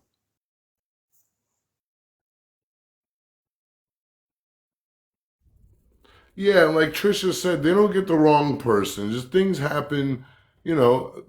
Yeah. Either they do or they don't. You know, God gives us three answers: yes, no, and wait. So Yeah, basically. that's it. So, Amanda, are you feeling anything whatsoever? If not, they'll work with you. And obviously, they want to work with you and help you.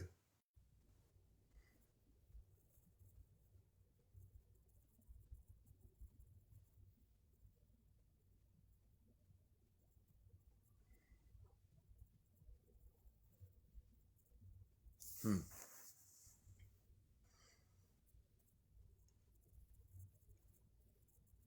Maybe she went to Little. go. Oh, she says a little warmth on my neck. Okay. Thank you, Amanda. It's always really tough doing it this way because I don't have her on the screen. I would be more powerful if I had her right on the camera, but we're doing it this way. Um, so that's good. So you're feeling a little warmth on the neck. That's good, and that's perfect. Digital passive wealth. I am the Astro Command. The Astro Command are the positive Christed space people from other planetary systems. To answer your question, they come here. They've been through many, many planetary systems beyond Earth. So look at the Astro Command as the positive people of light, men and women from other planets, to keep it simple. But they are Christed beings of light. Oh, I'm hey, Shy. Shy. Hey, I'm Shy.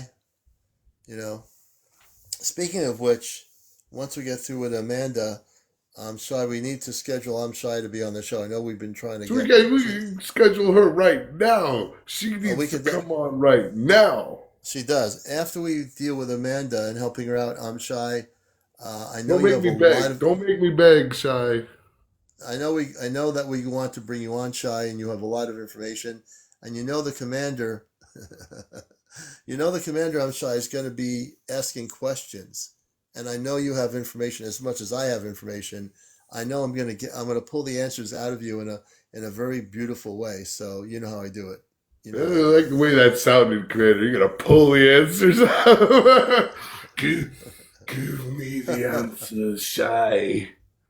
We need to do a trio night again. Okay, Well, yeah, yeah. Let's do Sunday night, Shy. Sunday night. Sunday night, and My Amanda. birthday. My birthday's on Tuesday, Shy. Why don't we do Tuesday night?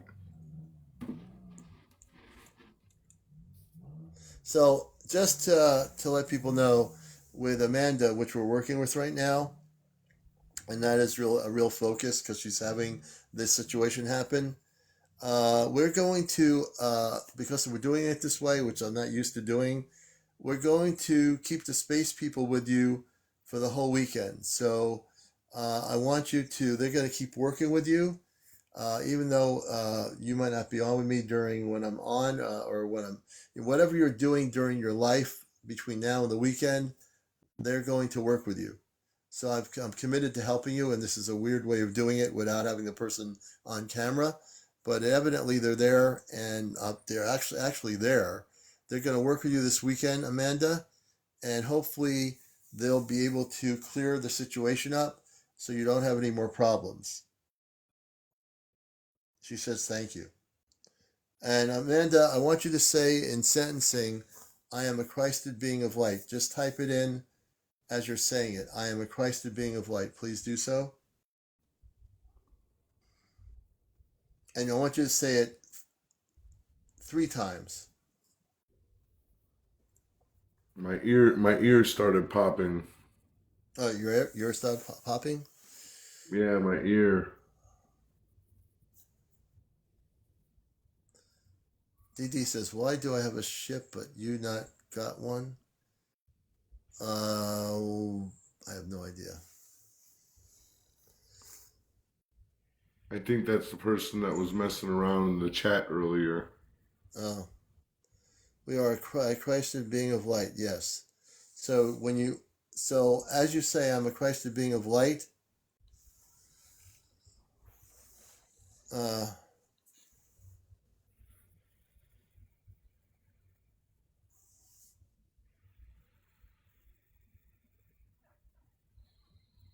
I'm getting a request to.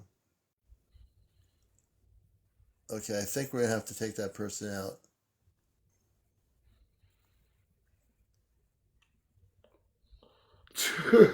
The person just literally said, "Please delete me." We just blocked them. You know, the host of the show just blocked them, so they won't be here anymore. I don't trust people with private accounts. Yeah, you know. What do you have to be private of? Who are you, sir? You're not Yeah. that man from Mars. So what do you got to worry DD's, about? and there are some kids on here, so it's probably a kid. But anyway, I'm True. Shy. I'm gonna see if we could. Is I'm Shy here with us? Where is she? I'm Shy. Are you still here with us? Don't be shy. No pun intended. She said messenger, Commander. She said we got to set something up. She said we'll Yeah, I'm do a gonna message her. trio. I'm gonna message her. We'll do a So trio night. We'll do old school night.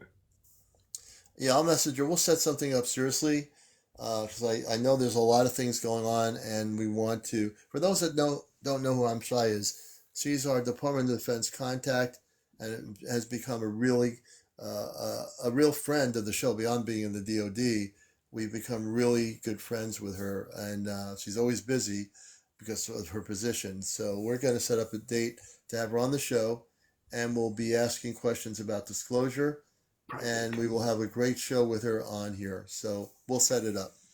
I'll message her after the show's over. Over the weekend, I'll message her. Tomorrow is beach day. The commander's going to the beach here in Connecticut, and we're going to have a day at the beach tomorrow. You go, hopefully you'll get to see some activity out on the beach. Yeah, and also enjoy the waves coming in. It's going to be a beautiful day in New England. The skies are going to be clear, so it should be the early part of the day is going to be nice. I'm going to the beach tomorrow too. I just thought about that. I'm going to the beach tomorrow too. The beach too?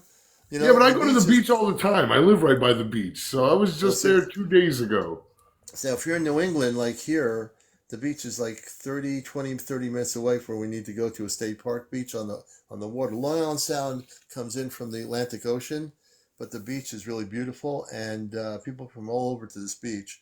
And it's just, for me, the beach is a way to just enjoy, meditate with family, and just really kind of, beyond being on this technology, it's good to get out there and just relax and take in all the beautiful energy from the universe. It's really a good thing to do. Well, we're almost at 1:37. I think it's time for me to say goodnight. I want to thank everybody for being here. But before I say goodnight, I want you to follow me on Ashtar Command Spaceship News. That's our YouTube channel. I'll be posting all our shows. I'm about maybe 2 shows backlogged, so I have to get the other shows on there. And I will finish posting them tonight or tomorrow morning. But please follow me. If you're not following me, please do. Follow each other. I'm a big proponent of people following each other, building up people on a positive level. And thank you so much for getting us to 114,000 likes tonight. We appreciate everybody. James, thanks for being here. We appreciate you, brother. Thank you for having me up, guys, Mr. Commander. Always, And folks, just get prepared for things, because we are going to we have people having individual contact with space people on all different levels, right? But the same thing is, whether people hear this for years and years and years, that we're eventually going to have contact and it never happens, you're hearing it from people that were channeling, that weren't actually physically having contact with people on a spaceship. So now things are changing, things are happening, and we're going to have contact, And as much as you say, well, here we go again with the contact, we're going to have contact.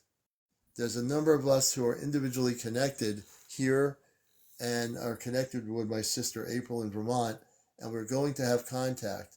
And I guarantee you, when it happens, you will see me broadcasting all over the planet on a broadcasting system on an Ashtar spaceship. Anyway, I want to wish you all a good night. It's late, and I hope everybody has a great weekend. We'll be with you again tomorrow night for Ashtar Command Q&A. Please watch us tomorrow night. If you have questions about the Ashtar Command, you can ask them. And we'll also have not only April on, but through the second phone she has, we'll be also having the Ashtar Command not only watching the show, but they will interact with us on the program. Take care, everybody.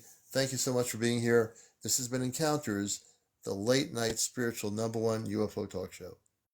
My YouTube channel is Ashtar Command Spaceship News. Ashtar Command Spaceship News. Amanda, you're welcome. Good to see you. The next time you're here, Amanda, we're going to try to get you on here on the screen. We'll figure that out somehow. So take care. Everybody, have a good night.